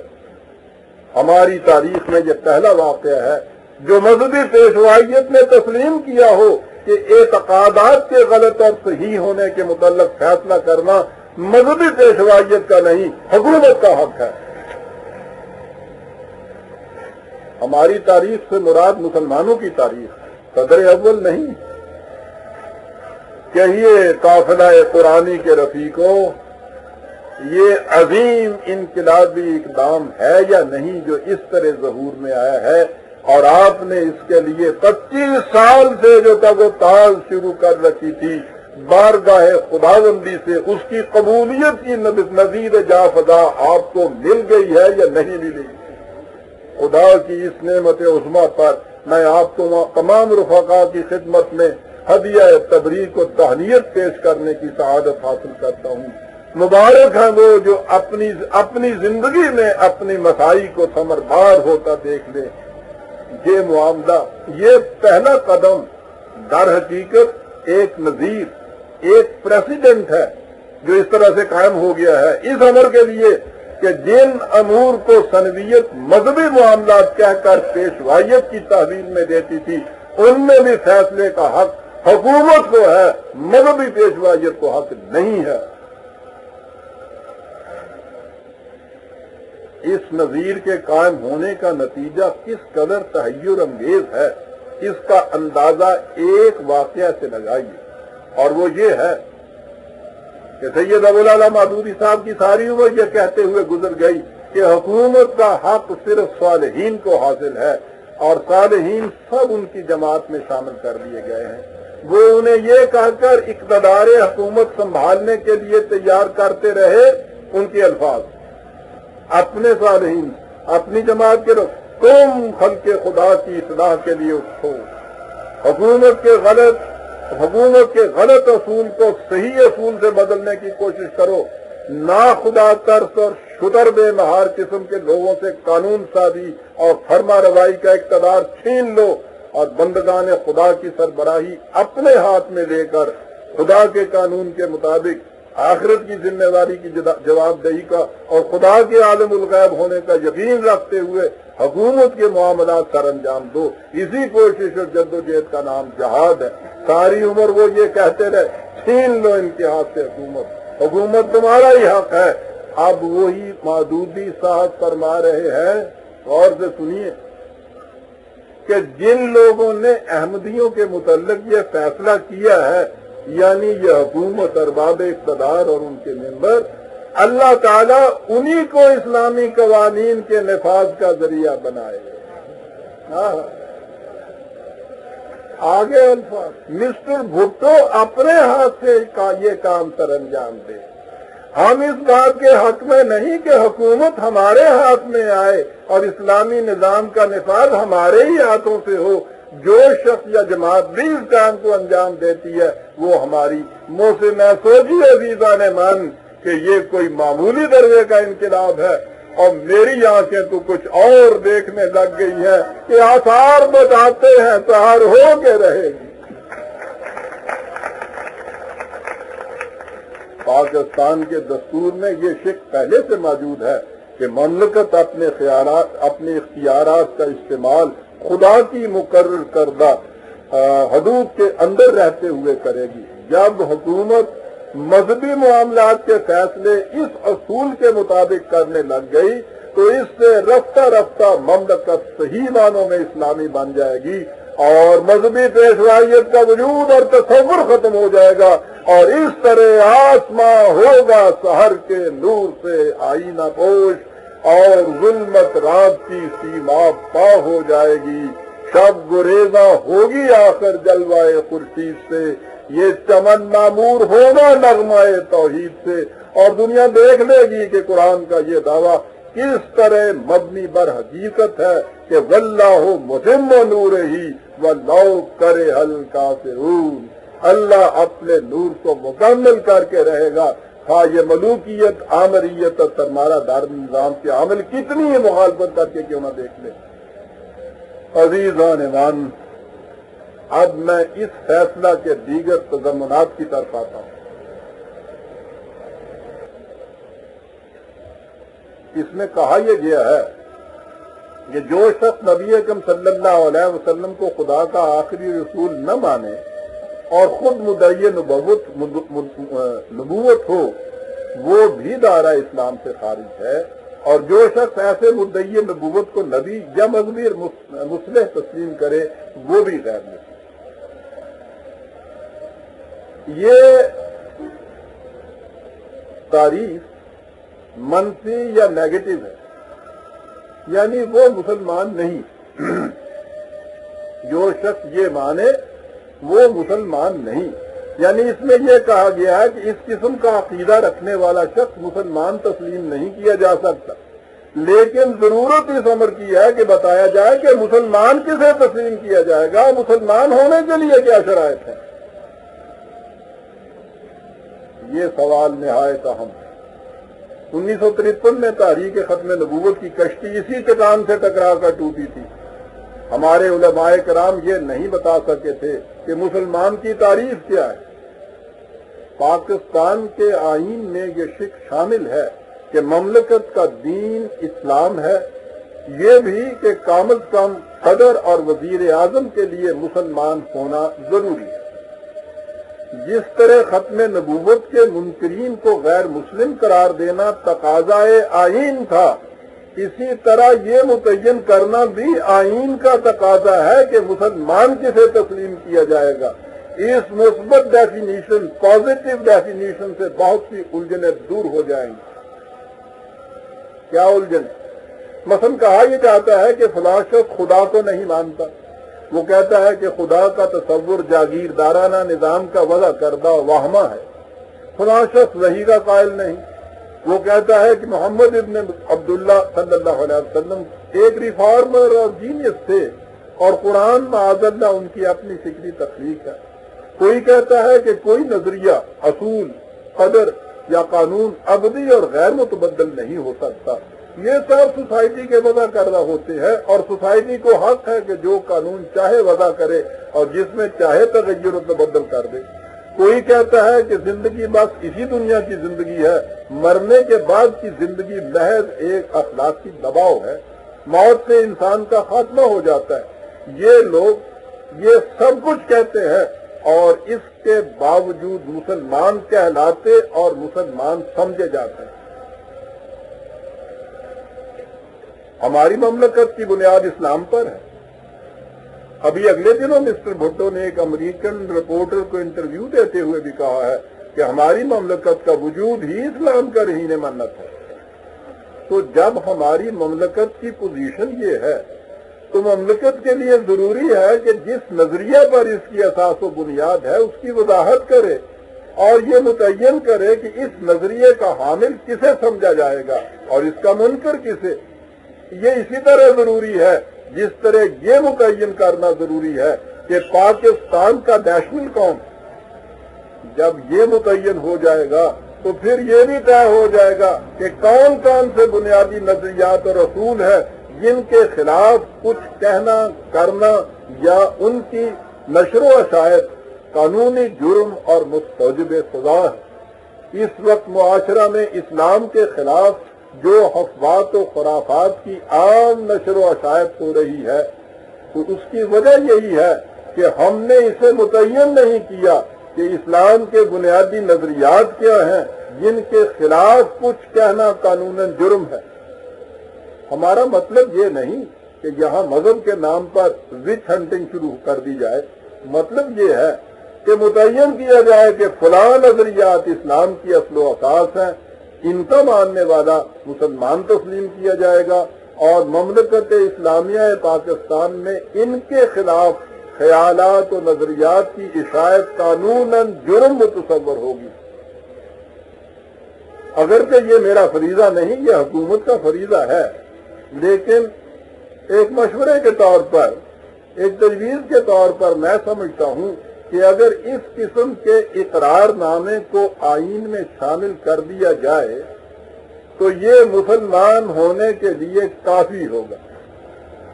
بڑی جرأت آزما یہ بات تھی۔ سارے پاکستان کے مسلمان یہ نہیں بتا سکے تھے کہ مسلمان کی ڈیفینیشن کیا ہے، کیا چیز ماننے سے مسلمان ہوتا ہے، تو میں تو جرأت کر رہا ہوں۔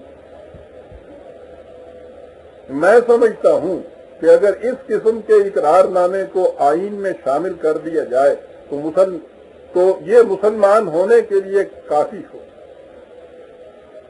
اقرار نامہ کیا ہو؟ میں اقرار کرتا ہوں کہ ایک لفظ غور طلب ہے، میں اقرار کرتا ہوں کہ قرآن مجید جو اپنے زمانہ نزول سے مسلمانوں میں محفوظ چلا آ رہا ہے، خدا کی طرف سے اس کے آخری نبی محمد رسول اللہ صلی اللہ علیہ وسلم پر نازل شدہ آخری وحی، یہ تمام نوع انسان کے لیے قیامت تک واحد، مکمل، غیر متبدل، غیر محرف ضابطۂ حیات، حق و باطل کا معیار اور زندگی کے تمام معاملات کے لیے قول فیصل اور حکم ہے، اور ہماری انفرادی اور اجتماعی آزادی اور پابندی کے ابدی حدود متعین کرتا ہے، اور اس کا ایک ایک لفظ صداقت پر مبنی ہے۔ میں اقرار کرتا ہوں۔ کیا خیال ہے آپ حضرت؟ اور جب اس مثبت اقرار نامے کے ساتھ اس منفی تعریف کو شامل کر دیا جائے جس کی روح سے ختم نبوت کے منکر کو غیر مسلم قرار دیا گیا ہے تو اس سے مسلمان کی تعریف بھی جامع ہو جائے گی اور مسلم اور غیر مسلم میں امتیاز بھی بالکل واضح۔ میرا خیال ہے کہ اس ڈیفینیشن سے کسی کو بھی اختیار نہیں ہو سکتا بجز ان کے جو قرآن کی حکمرانی چاہتے ہی نہیں۔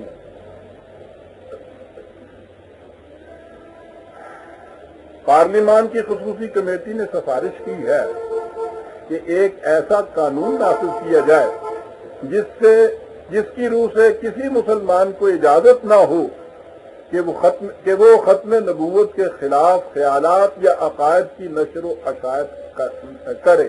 ایسا کرنے والا سزا کا مستوجب قرار دیا جائے گا۔ یہ ہے کہ کسی مسلمان کو اجازت نہ ہو کہ وہ ختم نبوت کے خلاف کچھ کہے، اگر وہ کہے گا تو سزا کا مستوجب ہوگا۔ اس تجویز میں ایک بنیادی حکم ہے۔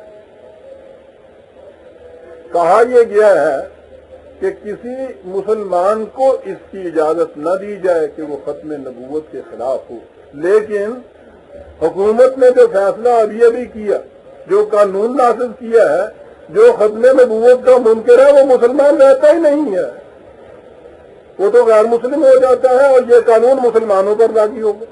اور جس وقت کسی نے ختم نبوت کے خلاف کچھ کہا وہ تو اس قانون کی روح سے ہو گیا غیر مسلم، اور جب آپ اس کو سزا دیں گے تو وہ کہے گا جی یہ تو مسلمانوں کے لیے قانون بنایا ہے آپ نے، مجھے تو آپ نے اپنے خود قانون کی روح سے غیر مسلم لے لیا ہوا ہے، تو مجھ پہ تو یہ عائد ہی نہیں ہو سکتا۔ مسلمان کہتے گئے ختم نبوت کے خلاف، ان سے گرفت ہونے لگے تو وہ کہے ہم تو غیر مسلم ہیں، یہ قانون کس پہ لاگو ہوگا جناب؟ ڈھول پیٹے جا رہے ہیں کہ صاحب دیکھیے نا ہم نے ایک قانون بھی بنوا دیا، سوچتا ہی کوئی نہیں بیٹھتی اس قوم میں، سوچنے سمجھنے کے دیے ہی گل ہو گئے، مسلمان کے اوپر یہ لاگو کر رہے ہیں۔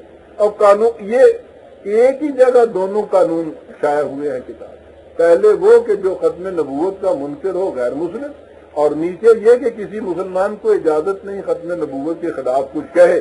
کسی نے نہیں سوچا کہ یہ دو باتیں جو ہیں آپ دیکھیے تو صحیح اکٹھی کیسے ہو سکے گی؟ ختم نبوت کا منکر تو ہم غیر مسلم قرار دے رہے ہیں، تو یہ کس پہ لاگو ہوگا؟ الگ الگ دونوں رکھے گا۔ سکھوں نے جب کالج بنایا نا لال پور، کہو گے آ گیا اپنی آئی تھک جانا بندہ۔ لاہور پہلا خالصہ کالج امرتسر بھول گیا، سکھ کا نام ہی مت ماری جاتی جا رہی ہے۔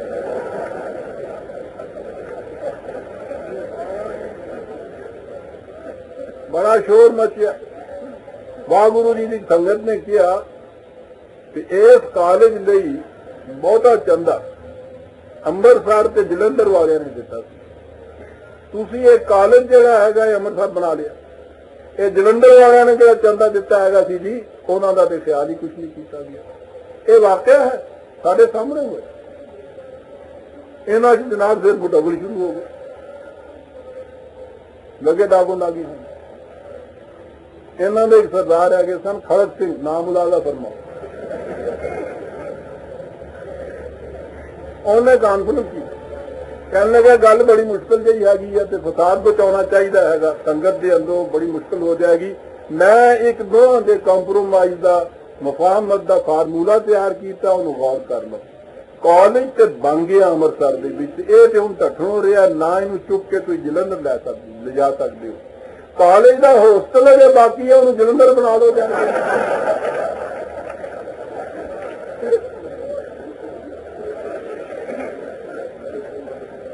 کہنے لگا سنگھ سردارو ٹھیک ہے، انہوں نے کیا جیوندے رہو کھڑک سنگھ جی، کہنے کھڑکائے، انہوں نے تو واہ گرو جی کی فتح ہو گئی، سکھ چلے گئے، سکھی باقی چھٹ گئے تھے۔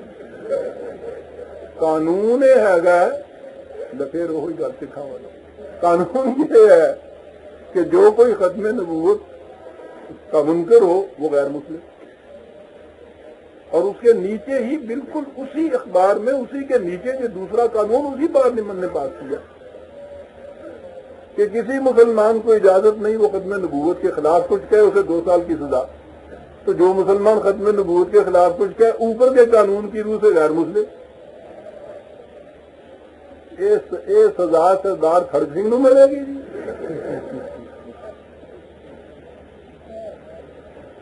اور سب سے پہلے تو یہ آپ کے احمدی حضرات اس سے مستثنا ہو گئے.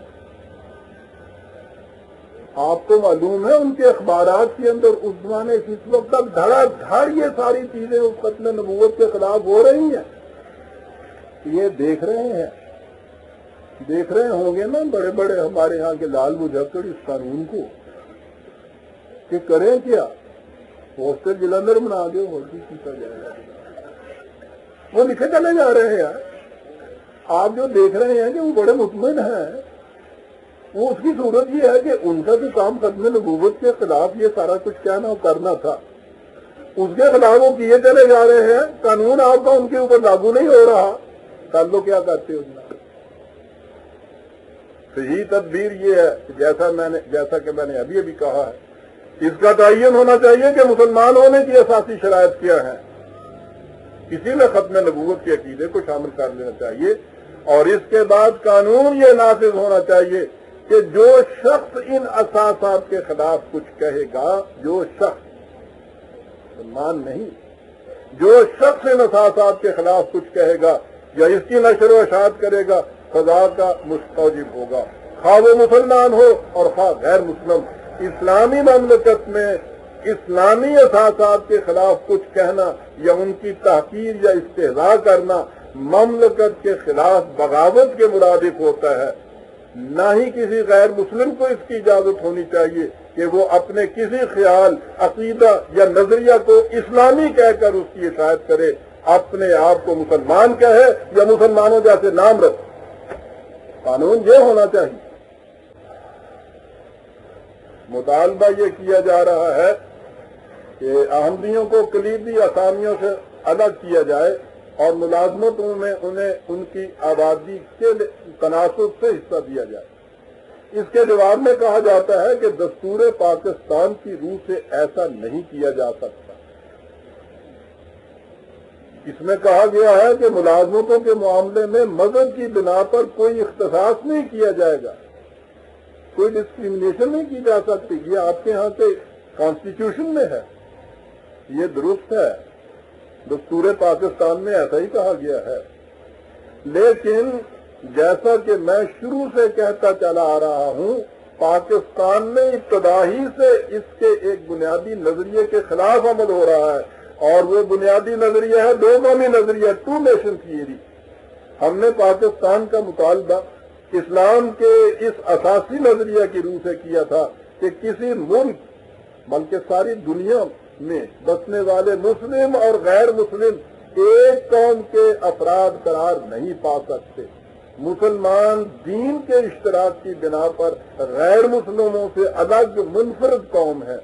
اسی مطالبہ کے منوانے سے ہم نے پاکستان حاصل کیا تھا, لیکن یہاں پہنچ کر ہم نے پہلے ہی دن سے عمل اس کے خلاف شروع کر دیا.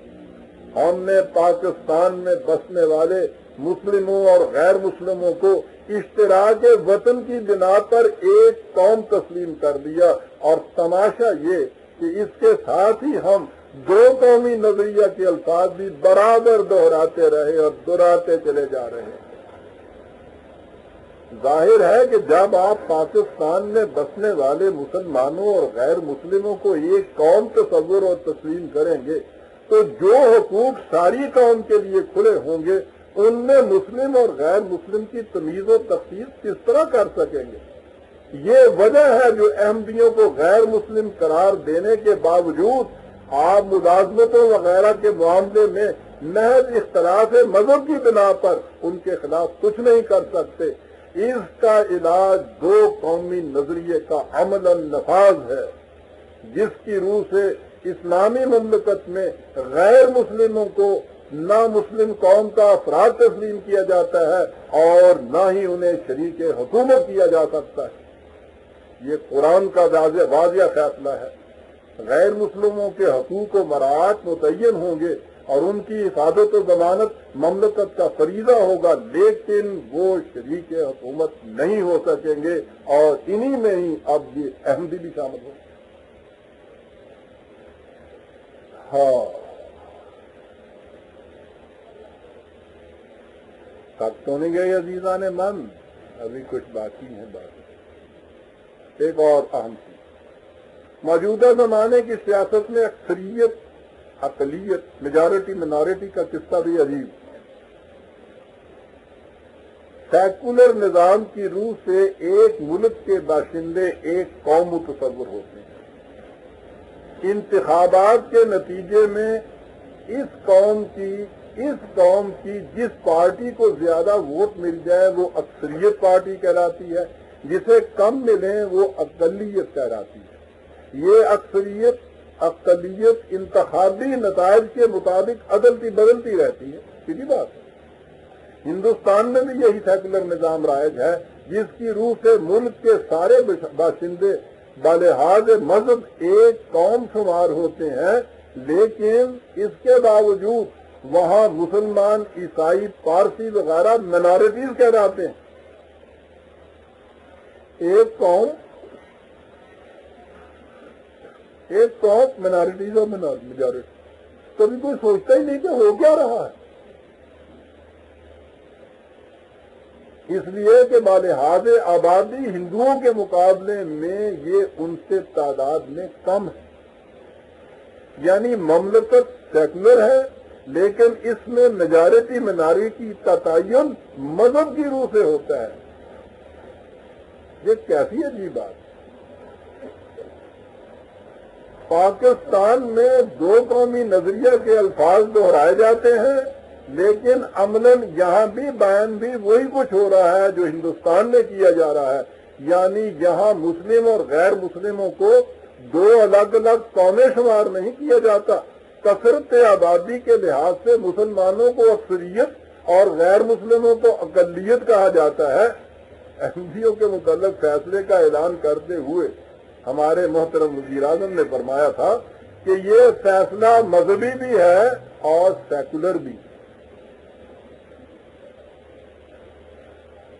اسلامک سوشلزم جیسے ہوتا ہے، سیکولر اس معنی میں کہ ہم عصر جدید میں بستے ہیں اور ہمارا دستور سیکولر ہے،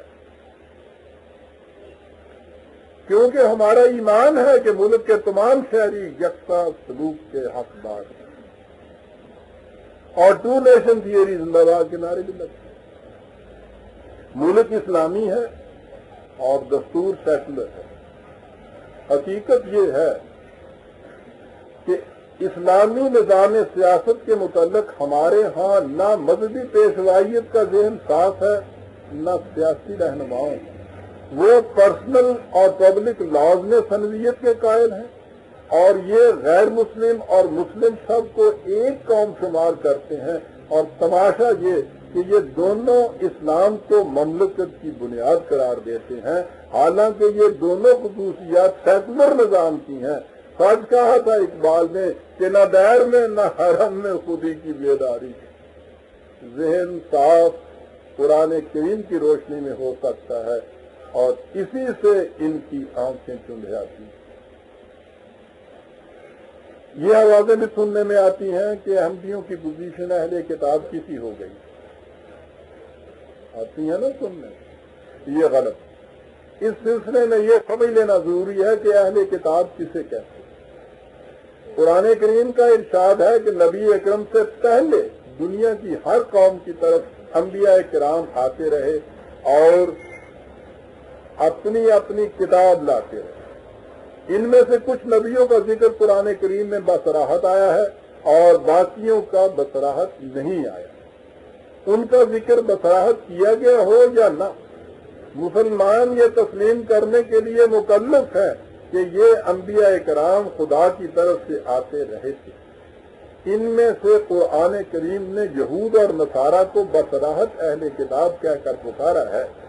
بعض لوگوں کا خیال ہے کہ اہل کتاب صرف یہ دونوں گروہ کہلا سکتے ہیں، لیکن دوسروں کا خیال ہے کہ دیگر اہل مذاہب بھی اس زمرہ میں آ سکتے ہیں۔ سرے بس میں اس بات میں نہیں پڑھنا چاہتا کیونکہ یہ تمام انبیاء اور ان کے نام لیوا حضور نبی اکرم صلی اللہ علیہ وسلم سے پہلے ہو گزرے ہیں۔ حضور کے بعد کوئی نبی نہیں آ سکتا، اور جب نبی نہیں آ سکتا تو کوئی اہل کتاب بھی نہیں ہو سکتا۔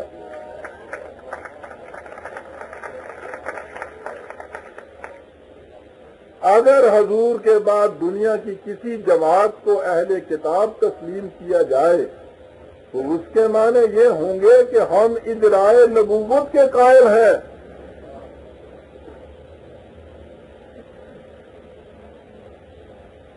مثلا بہائیوں کا دعویٰ ہے کہ بہاءاللہ نبی تھا اور ایک کتاب بھی لایا تھا، لیکن ہم انہیں اہل کتاب تسلیم نہیں کر سکتے کیونکہ ہم بہاءاللہ کو سچا مدعی نبوت مانتے ہی نہیں۔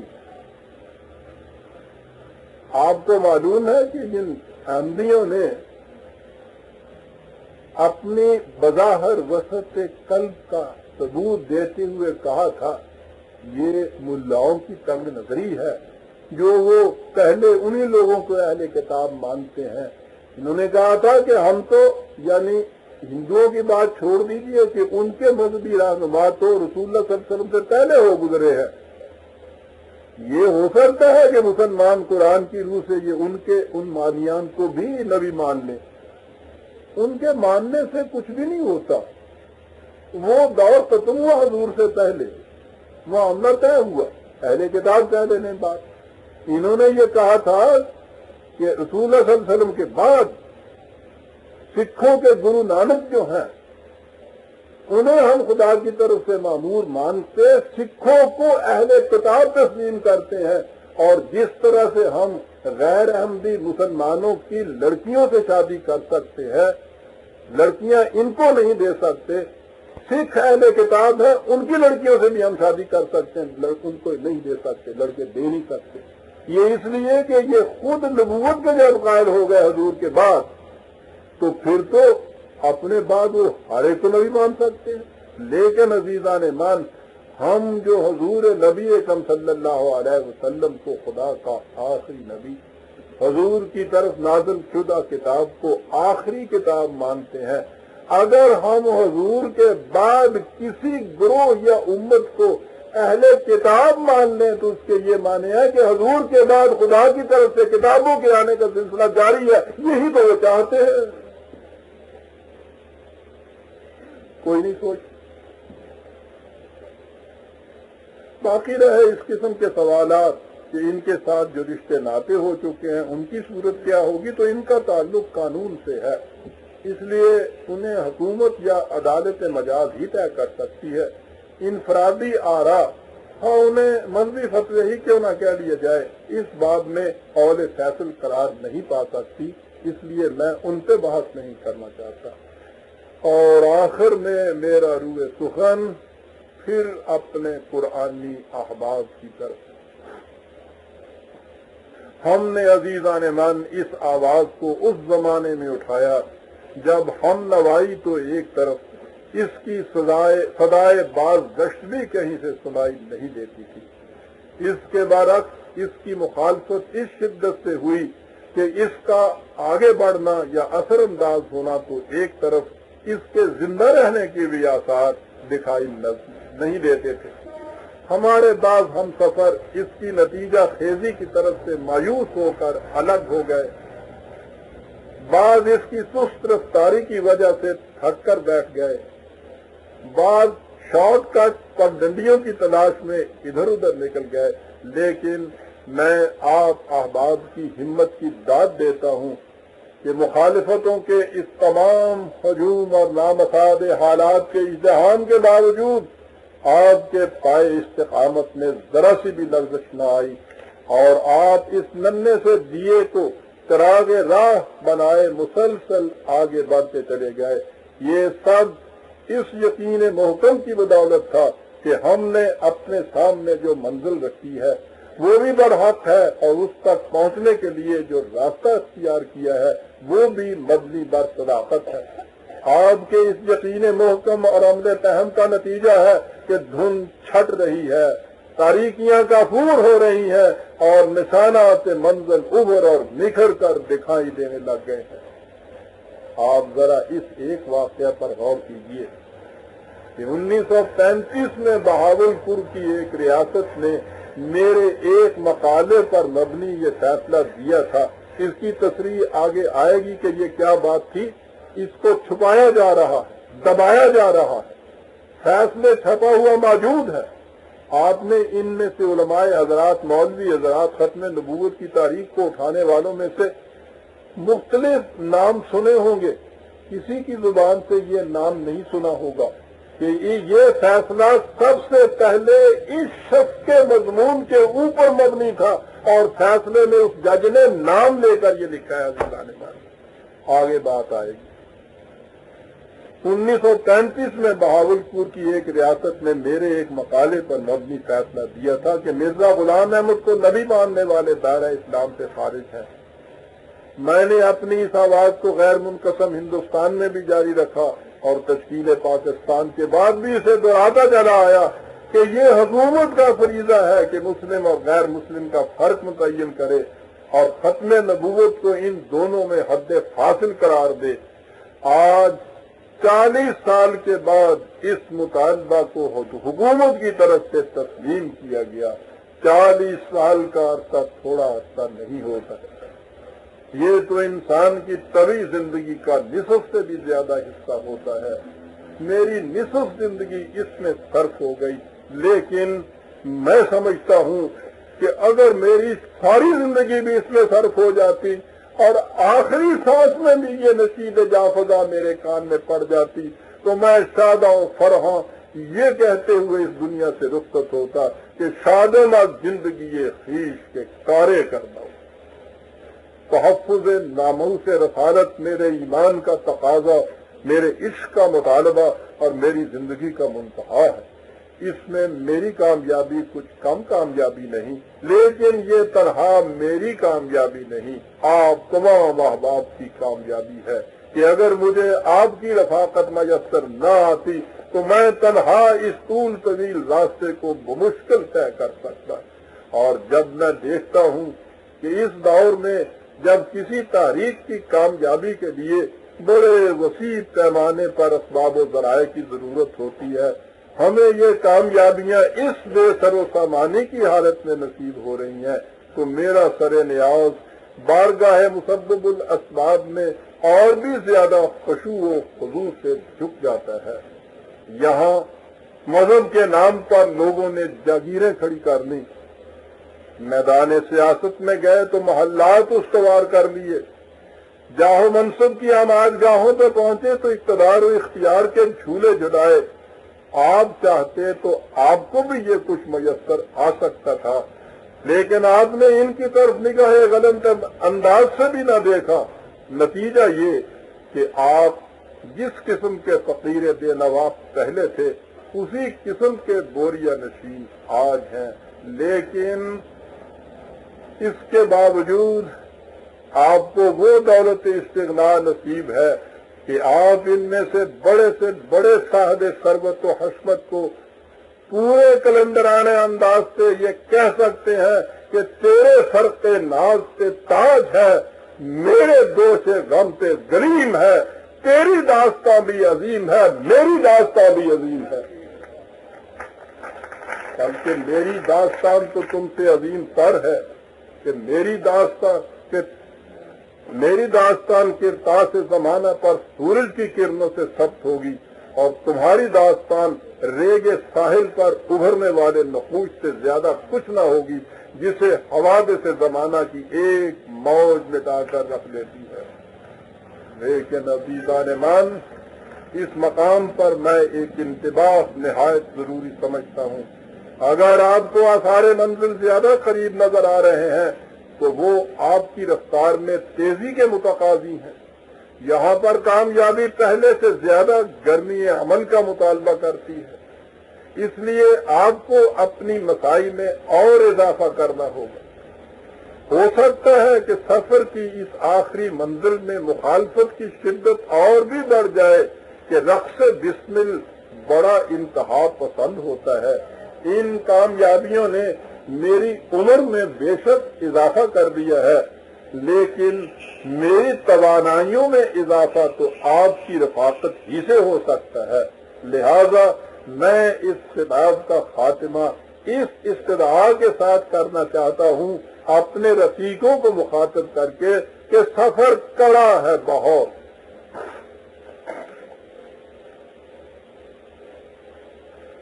سفر کڑا ہے بہت، کھل کے مسکراتے رہو میرے نظیم، میرا حوصلہ بڑھاتے رہو، سفر کڑا ہے بہت، کھل کے مسکراتے رہو میرے نظیم، میرا حوصلہ بڑھاتے رہو، مناؤ جشن طرب باد تند میں تتو، مناؤ جشن طرب باد تند میں تتو، تم اور زور سے کچھ تالیاں بجاتے رہو، مناؤ جشن طرب باد تند میں تتو، تم اور زور سے کچھ تالیاں بجاتے رہو۔ اس ایک رشتے سے سارا لگاؤ ہے قائم، اس ایک رشتے سے سارا لگاؤ ہے قائم، وہ روٹتا رہے اور تم اسے مناتے رہو، وہ اپنا کام کرے گا، تم اپنا کام کرو، وہ اپنا کام کرے گا، تم اپنا کام کرو، وہ چاہے آئے نہ آئے تو تم بلاتے رہو، تم بلاتے رہو گے تو وہ آ کر رہے گا کہ ادعونی استجب لکم، اس کا وعدہ ہے مجھے بلاؤ میں آؤں گا۔ اور آخر میں ایفائے عہد عزیزان، سابقہ کنونشن میں جب میں نے آپ احباب کی خدمت میں شاہکار رسالت کا تحفہ پیش کیا تھا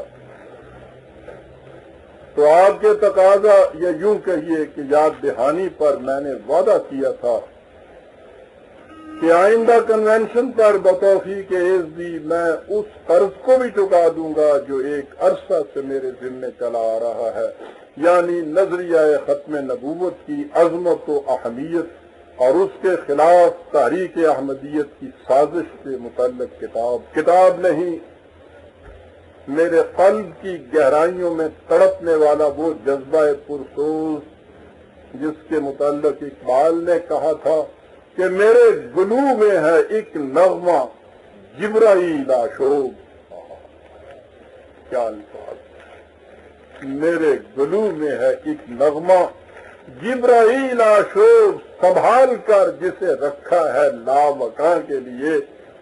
میں نے اس کتاب کی ترویج و تصویر کنونشن کے بعد ہی شروع کر دی تھی اور گزشتہ اپریل میں اس کا مسودہ مکمل ہو گیا تھا۔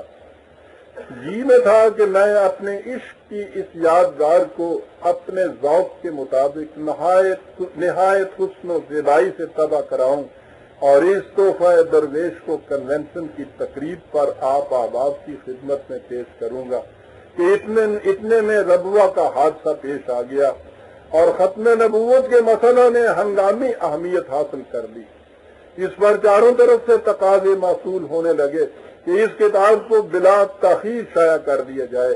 میں نے خود بھی اس کی اہمیت محسوس کی اور نہایت عجلت سے اس کی کتابت مکمل کروائی اور جون کے آخر میں کاپیاں پریس میں بھیج دی گئیں۔ اتنے قلیل عرصے میں کاپیوں کی تکمیل کے سلسلے میں علاوہ دیگر رفقا محترم منشی محمد سعید صاحب خوشنویس کا بدل شکر گزار ہوں جن کے تعاون کے بغیر یہ مرحلہ بئی حسن و خوبی کبھی طے ہو سکتا۔ ہم سب اس عجلت میں تھے لیکن فطرت خندہ زن کہ تم نے جو وعدہ اپنے احباب سے کر رکھا ہے اس کتاب کا کنونشن سے پہلے شائع ہو جانا اس کی خلاف ورزی ہوگی۔ چنانچہ شروع جولائی میں احمدیوں کے خلاف لٹریچر شائع کرنے پر حکومت کی طرف سے پابندی عائد کر دی گئی اور اس کتاب کی طباعت وہیں رک گئی۔ ان پابندیوں میں بالاتفاق توسیع ہوتی رہی اور اس طرح 3 ماہ تک بیداری تمنا اور صبر تربیت عشق کی یہ کشمکش جاری رہی۔ میرا دل دھڑکتا تھا کہ اگر یہ پابندیاں اسی طرح آگے بڑھتی گئیں تو میں شاید کنونشن پر بھی اپنا وعدہ پورا نہ کر سکوں گا، لیکن میرے خدا نے میری بے کسی کی شرم رکھ لی، پابندیاں اٹھ گئی، کتاب کنونشن سے پہلے چھپ کر شائع ہوگی، لیجئے وہ پیش خدمت ہے آپ۔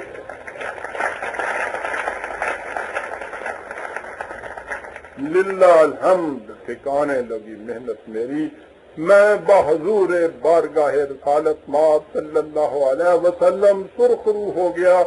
ہے یہی میری نماز، ہے یہی میرا وضو، میری نواؤں میں ہے میرے جگر کا لہو، میرا نشیمن نہیں درگاہ میر و وزیر، میرا نشیمن بھی تو، شاخے میں شیمن بھی تو، تجھ سے میری زندگی سوز و تب و درد و داغ، تو ہی میری آرزو، تو ہی میری جستجو، ان اللہ و ملائکتہ یصلون علی النبی یا ایھا الذین آمنوا صلوا علیہ وسلموا تسلیما والسلام علیکم یا ایھا السلام۔